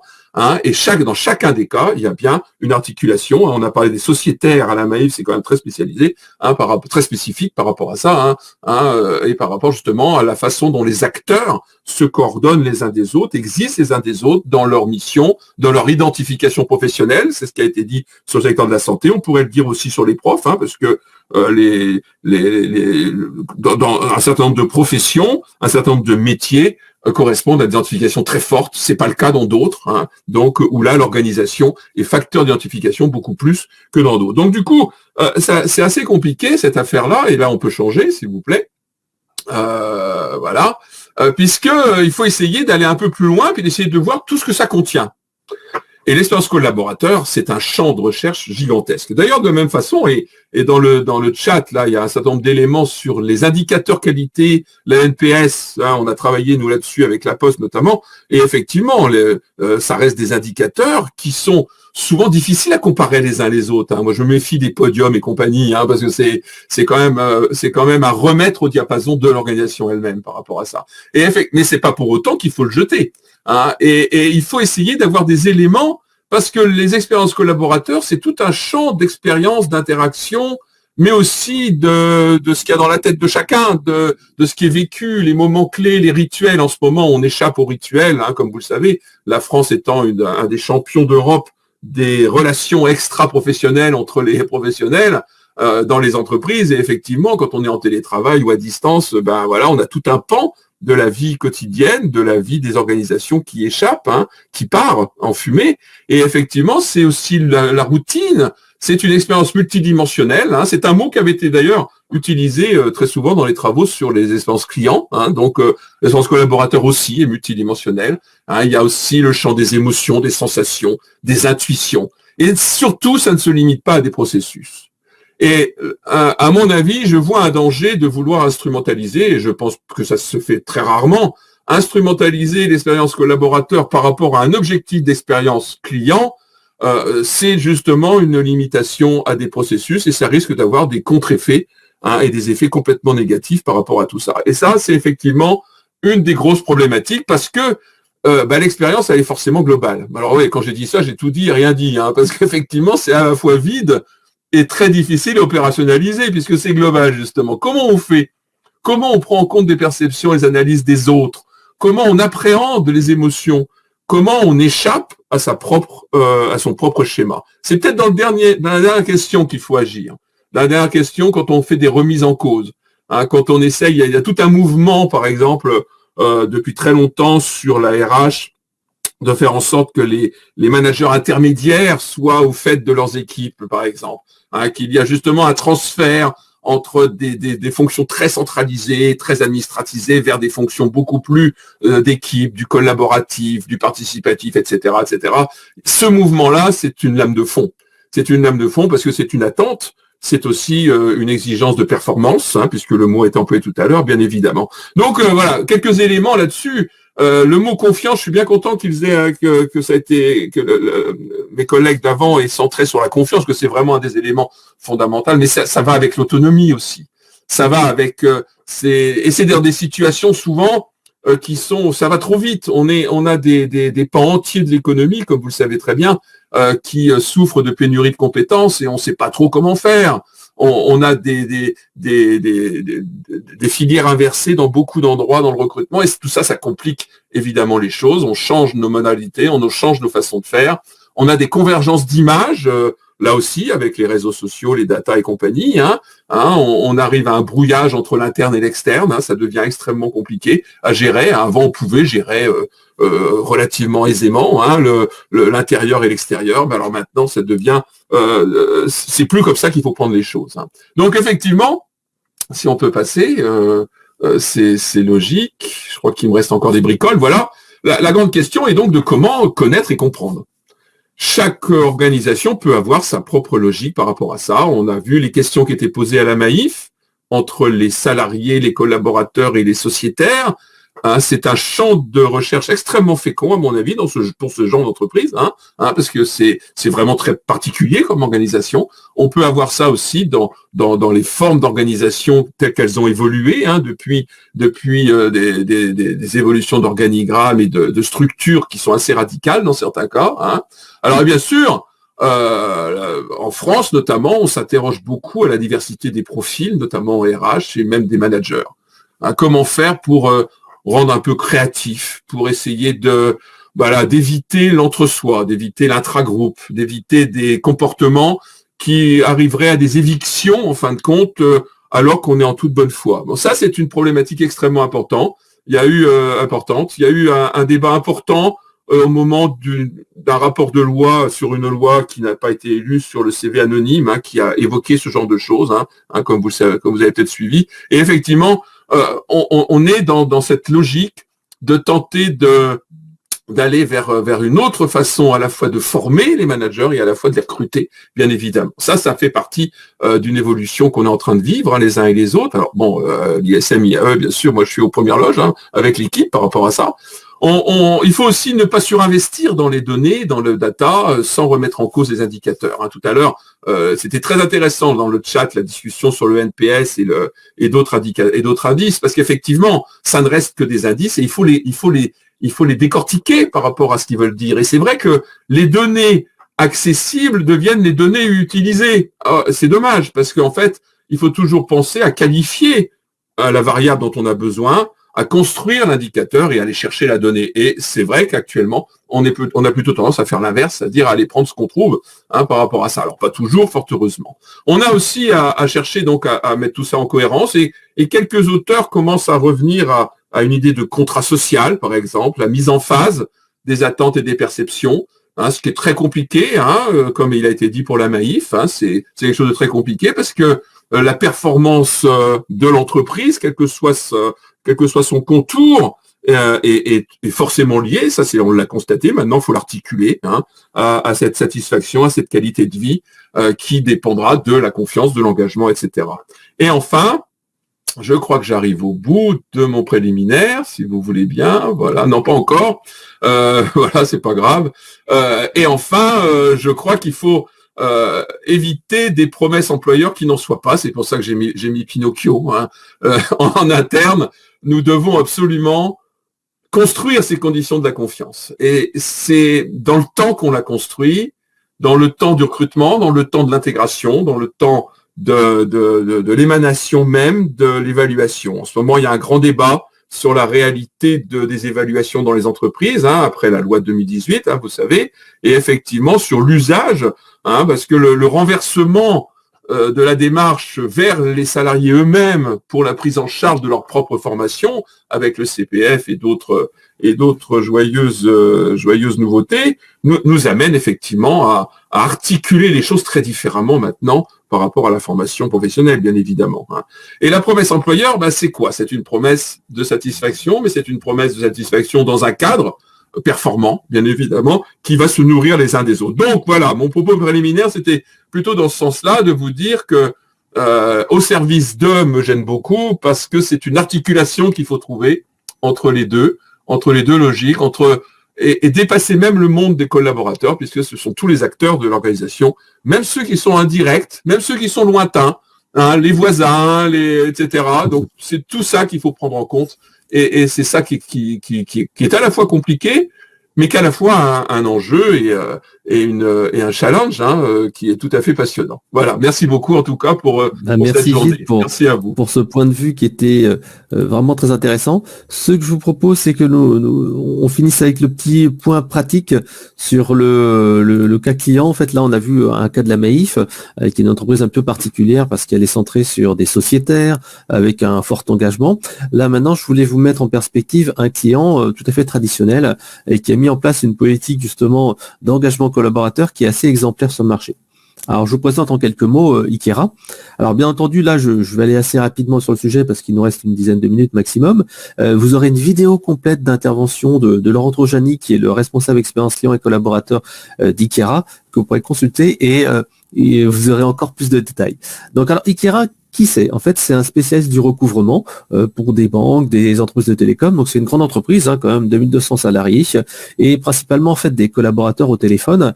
Donc, forcément, la notion d'expérience client lorsqu'on fait du recouvrement et l'engagement des collaborateurs était un élément clé, puisque quand on doit réclamer de l'argent, bien entendu, à des personnes, il faut qu'il y ait les collaborateurs qui sont en face pour que ça se passe le mieux possible.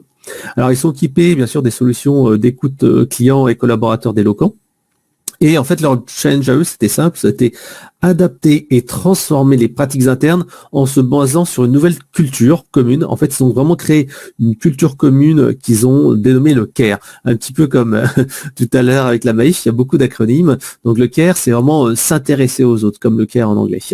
Donc le but était certes de mettre en place de l'écoute client. Donc c'était indépendant. On a parlé tout à l'heure de symétrie des attentions avec Gilles. Donc il y a vraiment écoute client, mais aussi collaborateurs, parce que comme je vous le disais, ils sont véritablement au cœur du service, puisqu'ils sont en première ligne avec les débiteurs au téléphone pour savoir qu'est-ce qui s'est passé avec un problème de facture impayée, etc. Et ils ont parfois à gérer des situations difficiles, avec des clients qui sont en situation délicate.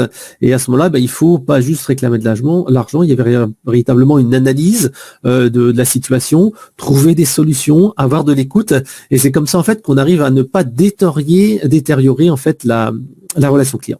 Et donc, en fait, pour mettre à bien cette philosophie, ils ont mis en place le programme CARE. C'était le but de faire du recouvrement en préservant la relation client dans un moment qui est parfois un peu compliqué. Donc, le but, c'était d'améliorer la satisfaction des débiteurs et des donneurs d'ordre. Les donneurs d'ordre, ce sont les banques, les entreprises des télécoms, parce que le but, certes, c'est de recouvrer de l'argent, mais de garder aussi ses clients, de ne pas les faire partir avec un recouvrement qui soit trop agressif. Le but est de rechercher une solution de paiement adaptée qui soit commune, qui soit acceptable pour toutes les deux parties. Donc forcément, pour avoir des collaborateurs qui font des recouvrements toute la journée, l'objectif c'était également de remettre du sens à leur métier. Vous savez comme moi que le métier de téléconseiller, agent, est un métier qui n'est pas forcément très valorisant et qui est un peu compliqué. Donc le but c'était de redonner du sens et leur dire voilà, vous allez véritablement aider les gens et leur donner des solutions pour les aider à sortir en fait d'une situation délicate. Donc ils ont mis en place justement une culture client basée sur l'écoute des clients et la bienveillance en interne à la fois, mais également en externe. Et c'est ça qui est assez intéressant parce qu'ils ont mené de front ces deux situations. Le but, en fait, était véritablement de placer l'entreprise dans une philosophie globale qui est l'écoute et la bienveillance à la fois en interne et en externe. Bien sûr, en interne, c'est auprès des salariés, savoir comment ça se passe, etc. Mais également en externe, auprès des clients pour faire du recouvrement éthique, entre guillemets. Donc, plus qu'un programme, c'est vrai que Laurent Trojani dit toujours, c'est une philosophie, c'est une véritable philosophie. Et ça a entraîné en fait un changement à la fois au niveau organisationnel, mais également des processus internes. Alors, au niveau de l'organisation globale, ils ont mis en fait une direction entre guillemets humaine qui s'appelle talent et engagement. Cette direction en fait regroupe de manière assez originale les fonctions RH, expérience client, communication, services généraux et RSE. Donc en fait, c'est une direction à la fois qui est expérience client et expérience collaborateur qui permet en fait de faire en sorte que les synergies soient beaucoup plus faciles. Si c'est la même personne qui s'occupe des collaborateurs et des clients, on arrive à avoir beaucoup plus de cohérence, beaucoup plus d'écoute et beaucoup plus d'humain. Déjà, ça c'est une première chose, ce qu'on ne rencontre pas toujours dans les entreprises parce que selon la direction de l'expérience client est un petit peu séparée de direction des ressources humaines. Premier point de cette démarche-là, il y a forcément l'écoute client. L'écoute client, c'est des enquêtes de satisfaction et forcément, c'est d'avoir l'écoute du client et le remonter du client pour savoir quelle était la satisfaction perçue. Donc, le but, c'était d'optimiser les solutions d'encaissement, corriger l'insatisfaction, s'il y avait quelqu'un qui était très mécontent, un rappel, etc. Identifier les points noirs du parcours client, éventuellement remonter ces données-là aux donneurs d'ordre, maîtriser le risque d'image, forcément, quand les gens ne sont pas contents, ils vont aller se plaindre parfois sur les réseaux sociaux, et valoriser la voix du client, en mettant en fait la voix du client au cœur de l'entreprise. Je vous montrerai des illustrations juste après, mais par exemple, il y avait un mur des verbatim, il y a l'évolution des formations, c'est-à-dire que les remontées des clients sur le la perception du service, ce qu'ils ont mis, les mots, les termes, les vocabulaires, la manière dont ils ont été traités, ont été prises en compte pour revoir les formations. Les formations ont été totalement revues à partir des remontées des analyses d'enquête de satisfaction, d'analyse sémantique, ce qui a permis d'avoir un vocabulaire, une orientation qui était beaucoup plus orientée client. On était vraiment au cœur du client et c'est tout de suite différent de dire, voilà, il y a un client qui doit 10 000 euros à un client qui était dans une situation difficile, qui avait perdu son travail, etc., etc. Et c'est comme ça d'humaniser la relation client. En parallèle de ça, bien sûr, l'écoute client, ça c'était ce qui était le premier pan. Le deuxième pan, parce qu'on parle véritablement un petit peu de cette fameuse symétrie des attentions, c'était la diffusion d'une culture client. Et la diffusion d'une culture client, c'est fait avec une organisation spécifique. Donc tout d'abord, des relais ambassadeurs CARE dans tous les sites du groupe. Alors les ambassadeurs CARE, c'est justement les personnes qui sont là pour diffuser cette fameuse philosophie CARE, client et interne. Et donc, dans les 13 sites, il y avait donc un ambassadeur qui était lié là-dessus, donc les groupes CARE. Et vous verrez, on a une vidéo où ils expliquent justement ces différents ambassadeurs, que ce soit dans la comptabilité, que ce soit dans les ressources humaines, que ce soit dans les centres d'appel, etc. Ils ont également fait des évaluations sur la qualité du service délivré par les conseillers sur des indicateurs différents. C'est-à-dire que généralement, dans une enquête de satisfaction post-appel, qu'est-ce qu'on va faire? On va demander est-ce que vous êtes satisfait, est-ce que ça s'est bien passé, etc. Là, en fait, ils ont mis en place d'autres indicateurs tels que la courtoisie. Est-ce que le conseiller était courtois, puisque c'était une valeur qu'il voulait donner en fait aux clients. Donc, indicateur sur la courtoisie de l'appel, l'écoute du collaborateur, donc c'est pas un collaborateur qui va juste demander du recouvrement, il va véritablement faire de l'écoute. La solution adaptée, est-ce que la solution adaptée a été vraiment proposée, est-ce qu'une solution convient? Le but étant de faire progresser les collaborateurs sur ces valeurs-là pour justement avoir une philosophie d'écoute et de bienveillance à la fois client, mais également collaborateur. Il y a bien sûr, on a dit tout à l'heure, l'importance de l'implication de la direction avec une gouvernance au niveau du CODIR et avec un transfert en fait des données de la base vers la direction, avec par exemple la sélection des meilleurs verbatim du trimestre par le PDG du groupe, qui ensuite est diffusée à l'ensemble en fait des collaborateurs. Et bien entendu, de la formation à la culture client qui ont été faites par les équipes de Rentrojani et du coaching individuel pour justement faire progresser les équipes, puisque c'est pas facile de faire passer d'une culture recouvrement classique à une culture véritablement d'écoute, de courtoisie, de bienveillance, de solutions adaptées. Ensuite, ils ont travaillé sur les collaborateurs, comme on le disait, c'est bien de prendre soin des clients, mais c'est également intéressant de prendre soin des collaborateurs et de les mettre au cœur de la satisfaction client. Donc, il y a des baromètres réguliers, ce qu'ils appellent en fait, par exemple, les pulses. Lors en fait du Covid, il y a eu des enquêtes régulières qui ont été poussées auprès des collaborateurs en télétravail pour savoir comment ça se passait pour eux, est-ce qu'ils étaient en bonne condition de travail, et si jamais ça ne se passait pas mal, à ce moment-là, en fait, ils pouvaient avoir de l'écoute et des personnes qui sont là pour les aider. Donc, pour mesurer le moral, à voir s'il y a des attentes techniques, comme je disais tout à l'heure, on parlait de télétravail, est-ce qu'ils ont de bon matériel, etc., etc., et faire des suggestions. Ils ont également mis en place un dispositif qui est assez intéressant et assez original, qui est mis en place sur tout le parcours collaborateur. Le but, en fait, c'est d'améliorer l'accompagnement, à la fois en termes des candidats. Tout à l'heure, j'ai vu dans le chat, il y avait une question qui était posée sur le trou noir quand on pose une candidature à la Maïf. Là, en fait, justement, il y a mis en place un accompagnement avec une mesure de la satisfaction des candidats. L'onboarding, c'est quand un nouveau candidat arrive dans le centre de contact, parce qu'on sait très bien que c'est une population qui a beaucoup de turnover, etc. Donc, savoir comment ça se passe, les accompagner au départ, parce qu'on sait que c'est une période très sensible et que la personne peut très rapidement partir de l'entreprise si ça ne se passe pas bien. Ils ont également des enquêtes pulse, justement, sur le moral, sur les attentes des collaborateurs au niveau du trimestre, et bien entendu, une enquête annuelle sur la confidence, la stratégie d'entreprise, ce que l'on voit un peu partout dans les entreprises.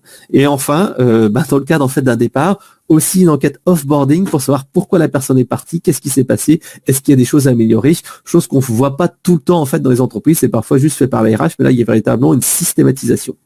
Enfin, on a parlé de ce fameux enquête miroir, et donc il y a une enquête miroir entre les clients et les collaborateurs sur le parcours client pour voir en fait les dissonances. Quand le collaborateur pense qu'il fait un bon travail et les clients disent bah non ça va pas. Au contraire, quand le collaborateur se retrouve à un moment où il n'est pas très à l'aise alors que le client lui demande beaucoup de choses, ou à un moment donné où les gens ne sont pas forcément en phase. Donc ça permet vraiment d'améliorer le parcours client-collaborateur. Alors, l'engagement se fait de plusieurs manières, par exemple via de la gamification, des animations plateau. Ici, vous avez des illustrations où en fait, il y a des challenges qui sont menés régulièrement avec bien sûr ces fameux critères de courtoisie, d'écoute et de propositions adaptées tous les mois en fait dans les centres de contact. Là, en fait, il y a dans un de leurs centres de contact avec des affichages vidéo, avec ici des flash challenges qui sont mis régulièrement en place. Cette communication est également diffusée de manière régulière et permanente dans toute l'entreprise. Vous voyez, vous avez des murs des verbatims, vous avez des indicateurs, ici par exemple plus 13 points, 60%, etc., etc. Dans toutes les salles de réunion ici, et même accrochés au mur, vous avez ces cadres qui indiquent voilà où ils en sont, les progressions, et ça permet de renforcer cette fameuse culture client et de montrer que c'est pas juste des paroles en l'air, mais c'est véritablement une décision d'entreprise. Alors les résultats, vous allez me dire, ils sont simples. La première chose, c'est simplement qu'ils ont réussi à mettre en place un positionnement unique face à leurs concurrents qui sont uniquement pur recouvrement. Là, c'est vraiment un recouvrement en préservant la relation client. Deuxième chose, ils ont une reconnaissance. Ils ont eu le feedback or lors du CX Paris par le magazine Relations Clients Magazine, donc montrant que ce dispositif est vraiment innovant. Une satisfaction en hausse, 6 points en un an, alors qu'en fait, ce sont vraiment des clients qui sont en recouvrement. Donc, c'est vraiment quelque chose qui est des clients qui sont parfois en situation difficile. Une application des collaborateurs qui ont été renforcées, qui ont été mesurées par les différentes enquêtes dont je vous ai parlé précédemment, et une valorisation du métier qui s'est manifestée par une réduction du turnover, puisqu'en fait, le taux de départ des nouveaux conseillers et des conseillers a été réduit. Donc, si vous voulez en savoir plus, vous avez ici une vidéo que je vous pourrai récupérer et vous verrez le détail de cette intervention. Alors, on a un peu dépassé le timing. Donc, en conclusion, ce que je voulais vous dire, alors je ne sais pas si Mourad, tu as réussi à te reconnecter. Ce qu'il fallait retenir, c'est l'engagement que des collaborateurs, c'est bien sûr une condition pour que l'expérience client supérieure arrive, puisque dans une entreprise de service, souvent, en fait, l'expérience client passe les collaborateurs et ça doit être mené par une stratégie, une impulsion de la direction. Le management par la confiance permet d'avoir des collaborateurs beaucoup plus engagés. On l'a vu chez Ikea, on l'a vu à la Maïf, et le management est vraiment essentiel, et le management intermédiaire aussi, puisqu'en fait, c'est pas tout d'avoir une direction qui dit qu'il faut faire ça. Les managers changent de posture, ont parfois des difficultés, il faut aussi les accompagner. Et n'oubliez pas d'écouter aussi et d'accompagner vos collaborateurs avec des enquêtes régulières, comme on l'a vu, ce dispositif hyper complet de Kiera avec l'onboarding, les candidats, l'offboarding, les enquêtes trimestrielles, etc., etc., qui sont un modèle à suivre selon moi.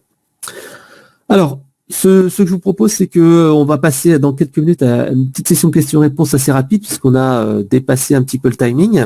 Donc, les prochains événements, si vous souhaitez nous suivre, pour Eloquent, le 6 mai au matin, on se verra avec l'entreprise Consorente qui expliquera comment avoir des collaborateurs engagés au centre de contact. Donc là, justement, c'est l'animation des collaborateurs au centre de contact. On parlera d'expérience client avec Dalkia lors du CX Paris. On parlera aussi de développer une démarche expérience client et de culture client avec Bouygues Télécom Entreprise, et on se retrouve si possible au salon stratégique client en physique le 22 et 24 juin. Donc Mourad n'étant pas connecté, je vais parler à sa place sur la chaire expérience, la chaire La Poste de l'université Paris-Saclay.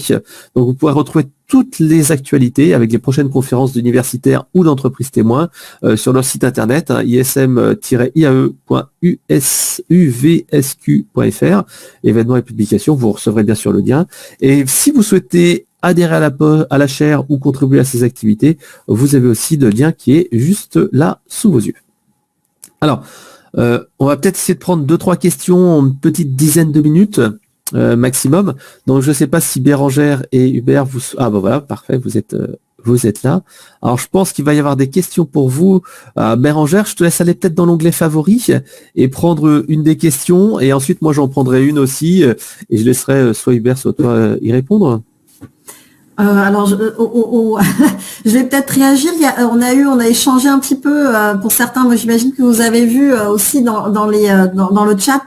Il y a une chose qu'on voulait peut-être repréciser, c'est qu'effectivement le cas de la Maïf est atypique. On en a bien conscience puisque comme plusieurs l'ont mentionné, dans il y a, on va dire, un terreau favorable, on va dire ça comme ça.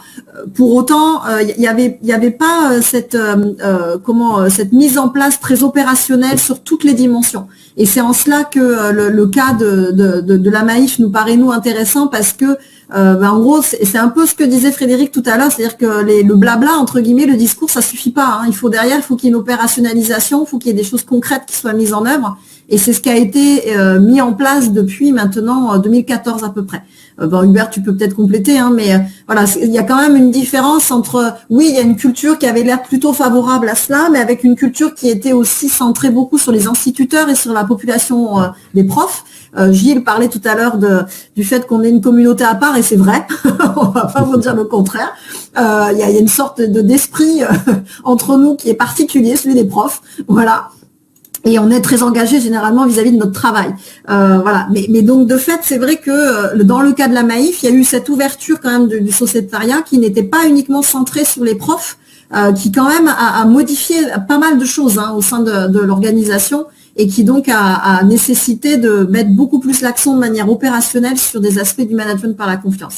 Après, peut-être pour répondre sur un point hein, qui a été mentionné, effectivement, c'est important qu'il y ait enfin nous on souhaite aller évidemment plus loin hein, dans le travail qui a été fait et on prend le cas nous comme étant une manière d'explorer quelque chose qui a été fait mais qui n'est pour l'instant qui n'est pas stabilisé avec des mesures et de manière assez étendue. Ça n'a pas été pleinement fait, en tout cas dans le cas de l'ESS ça n'a pas été fait, donc c'est ce qu'on souhaiterait aller étudier plus en détail. Hubert, je ne sais pas si tu vous voulez compléter ou Frédéric? Non, j'ai pas grand-chose à compléter. J'ai quand même à relativiser cette idée de terreau favorable ou complètement favorable. L'organisation Maïf est une organisation, c'est jusque dans les années 2000, 2005, 2010, je vais dire, c'est une assurance, hein, c'est une compagnie d'assurance, que ça soit pour les... Alors, il y a peu de sociétaires qui savent qu'ils sont dans une mutuelle, d'abord, jusque dans ces années-là, et puis il y a peu de salariés qui savent également qu'ils sont salariés d'une mutuelle et qui savent ce que signifie le mot mutuelle, l'économie sociale. Il y a véritablement... les gens viennent parce qu'ils ont besoin d'un travail et ils sont... c'est plutôt pas mal de venir travailler à la mutuelle Maïf. Mais je suis pas convaincu par cette remarque sur ce terreau favorable. Avant 2010, il y a énormément de jours de grève à la Maïf. Avant 2010, il y a énormément de contestations par les organisations représentatives du personnel sur l'organisation du temps de travail. Avant 2010, avant ces années-là, il y a véritablement une organisation qui est classique du monde de l'assurance. Il y a pas cette prise en compte du collaborateur, il n'y a pas cette prise en compte du salarié, comme ça a pu être fait depuis maintenant, depuis quelques années. Voilà, c'était la seule présentation, je dis de l'intérieur, mais en même temps en tant que chercheur, parce que c'est véritablement quelque chose qui me paraît important de signaler. D'accord. Alors, il y a une petite question de Sylvie et qui se reformule un petit peu sur celle de Giuseppe qui indique la symétrie des attentions devient un label dans la relation client. Comment le déployer? Alors, oui, c'est un label puisqu'en fait, c'est l'Académie du service. Hein, vous pouvez taper sur Internet symétrie des attentions ou Académie du service qui sont en fait les inventeurs de cette théorie. Par exemple, on peut citer aussi Thierry Spencer. Hein, et donc, en fait, c'est un vrai label avec une vraie méthodologie. Donc, si vous souhaitez déployer la symétrie des attentions, l'Académie du service est à votre disposition et permet de le faire. Nous, certains de nos clients reprennent cette méthodologie avec des évolutions, comme par exemple Ikira, hein, qui a en fait entre guillemets adapté cette méthodologie à ce principe, je dirais même de philosophie, ce principe à son activité. Alors Mourad, est-ce que tu veux dire quelques mots? Alors, j'ai dû me déconnecter, donc j'ai peut-être raté quelques éléments. En fait, moi, ce que je trouve vraiment intéressant dans les différentes présentations que l'on a eues, c'est justement l'idée que il n'y a pas une relation simple entre cet engagement collaborateur et la satisfaction client. C'est vrai que Gilles Rouet parlait remettre en cause l'idée de au service d'eux. Donc en fait, il y a une approche un peu systémique finalement, parce que on est sur un ensemble de valeurs et c'est les mêmes valeurs qui vont guider nos relations et la gestion finalement des collaborateurs et donc la politique RH, le système de management d'une organisation va orienter également la relation avec ses clients. Donc cette approche systémique, je trouve vraiment intéressant. Et c'est vrai que dans la relation de cause à effet, Hubert le soulignait, dans le cas de la Maïf, on ne sait pas exactement si c'est ce plan de transformation finalement du management par la confiance qui a conduit à cette amélioration de la relation client. Mais en tout cas, il y a un effet système, en fait. Donc, c'est un des éléments, une des contributions. Et je trouve que ça, c'est quelque chose qui est très intéressant.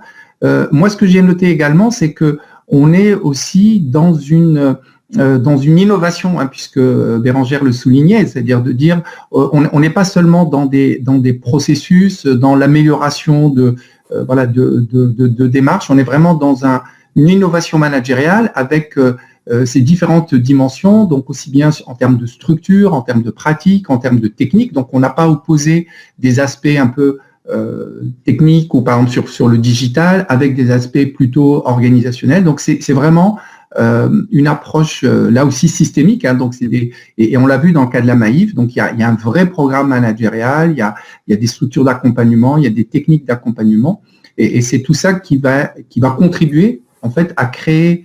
Alors vous avez parlé de performance en fait effectivement de l'entreprise, à créer finalement de la valeur, et ça renvoie aussi aux valeurs que l'on promeut au sein de l'organisation et qui peuvent être, dans le cas de la Maïf, des valeurs effectivement liées à l'économie sociale et solidaire, ça peut être des valeurs du service public, ça peut être des valeurs en termes d'image. Donc en fait, c'est vraiment, je pense à travers ces exemples, et dans le cas d'Ikera également, c'est un peu cette complexité de finalement des relations entre ces approches RH, orientées vers les collaborateurs, les approches tournées vers le client, vers les parties prenantes. J'ai trouvé souligné, hein, ça, on peut élargir en fait le champ. Et c'est pour ça que, en fait, à travers la relation client, finalement, on interroge en fait tout le système managérial de l'organisation. Hein, on a vu que ça remettait en cause aussi la place du manager, le management par la confiance sur la place du manager. On peut faire confiance aussi au client, donc ça veut dire aussi un rapport au client qui peut être différent, une transparence dans l'information donnée, intégrer aussi le client dans la conception aussi des processus commerciaux. Donc c'est vraiment une façon en fait d'interroger finalement tout le système stratégique des organisations. D'accord, voilà, merci. J'avais retenu des trois interventions, enfin des trois présentations. Merci pour cette synthèse qui est très intéressante. Alors, on va essayer de prendre peut-être une ou deux questions et puis après, on va laisser tout le monde déjeuner. Alors, je vois que la dernière question, c'est Doriana qui nous dit, c'est dans quel camp qui fournit la solution d'enquête pour Ikera et pour les collaborateurs aussi? Si oui, vous apportez aussi du conseil sur la stratégie. Alors, je vais répondre rapidement. Oui, en fait, on fournit l'outil d'enquête de satisfaction et d'analyse sémantique pour Ikera qui permet de faire les enquêtes collaborateurs et les enquêtes de satisfaction client, email, SMS, enquête vocale, etc.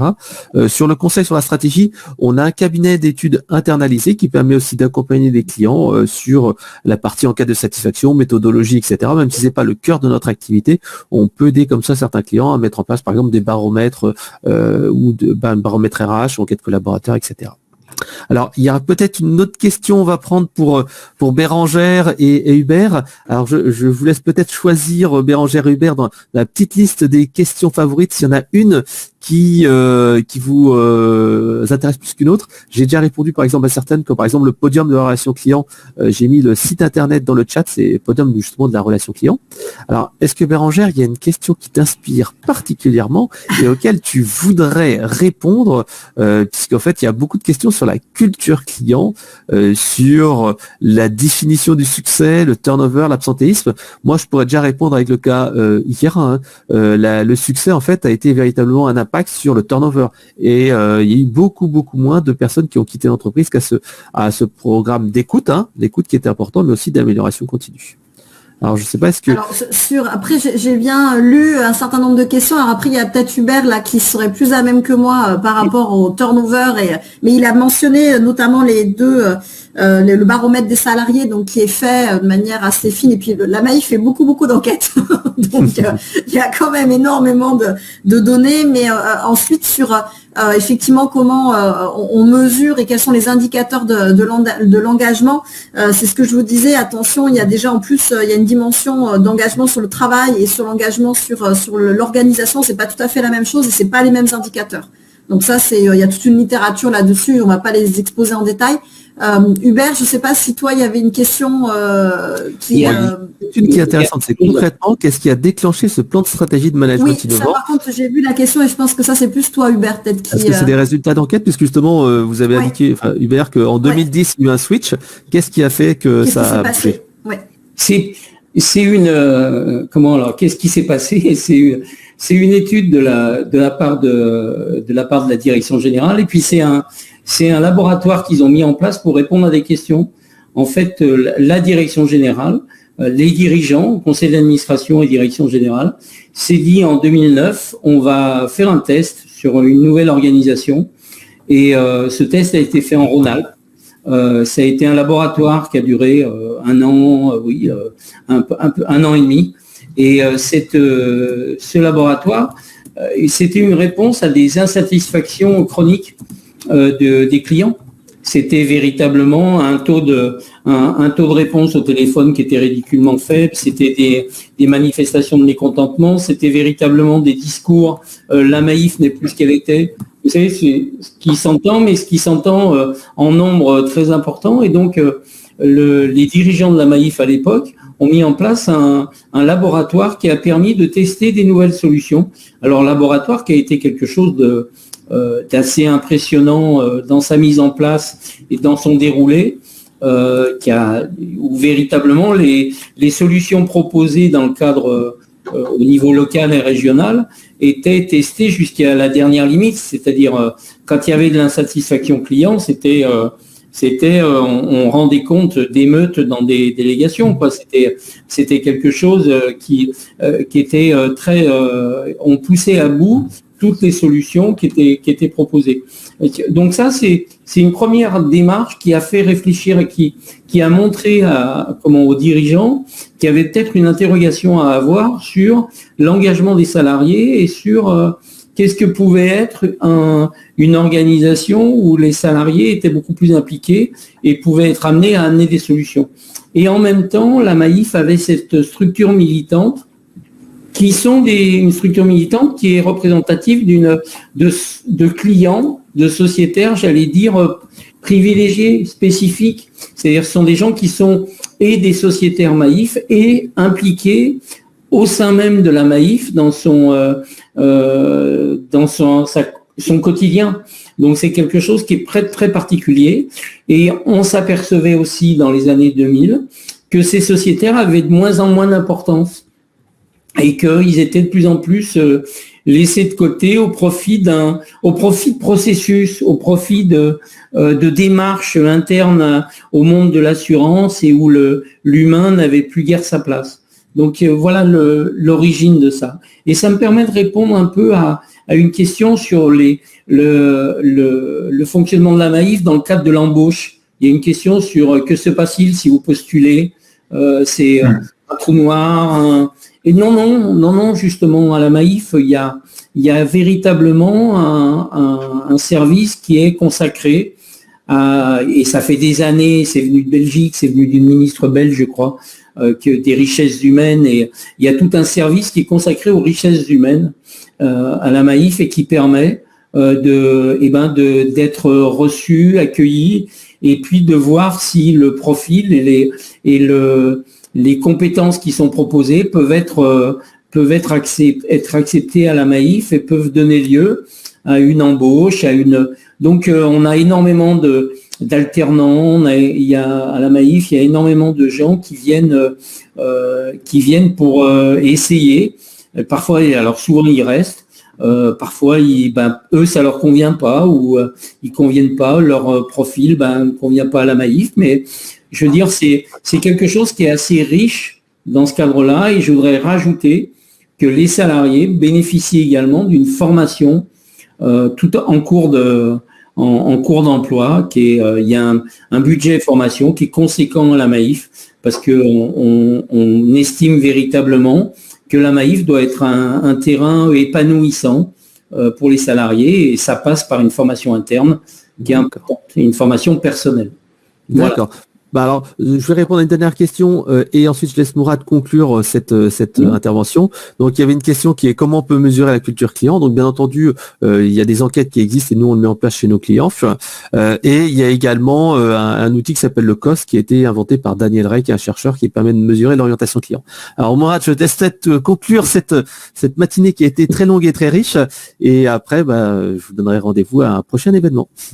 Écoutez, juste pour remercier tous les participants, tous ceux qui vont nous regarder en replay, remercier les intervenants, voilà, pour ces échanges très intéressants, pour ce partage d'expérience.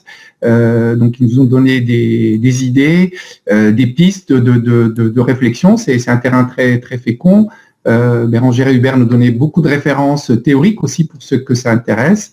Je crois sur les slides, il y aura aussi les liens vers le site de la chaire, donc la chaire USQ La Poste, donc sur laquelle aussi on met des références, et vous trouverez aussi plusieurs travaux, notamment nous on met par exemple, on a beaucoup d'étudiants qui font des mémoires de master sur ces thématiques, de la relation client, de la qualité, de l'expérience client, de la transformation digitale, enfin sur toutes ces thématiques. On a mis en place un prix donc des meilleures mémoires, et donc vous trouverez donc en libre accès les meilleures contributions. Voilà, et on vous souhaite une bonne journée, puis au plaisir de vous retrouver dans d'autres manifestations. Donc là, je vois aussi donc les manifestations organisées par Eloquente, et donc sur les pages de la chaire, vous trouverez aussi d'autres informations. Ok, merci, puis à bientôt alors. Merci Bérangère, merci tout le monde, merci Bérangère, Hubert. À bientôt, merci. Au revoir. Au revoir. Merci, bon appétit à tous. Au bon revoir. appétit à tous. Au revoir. Au revoir. Au revoir.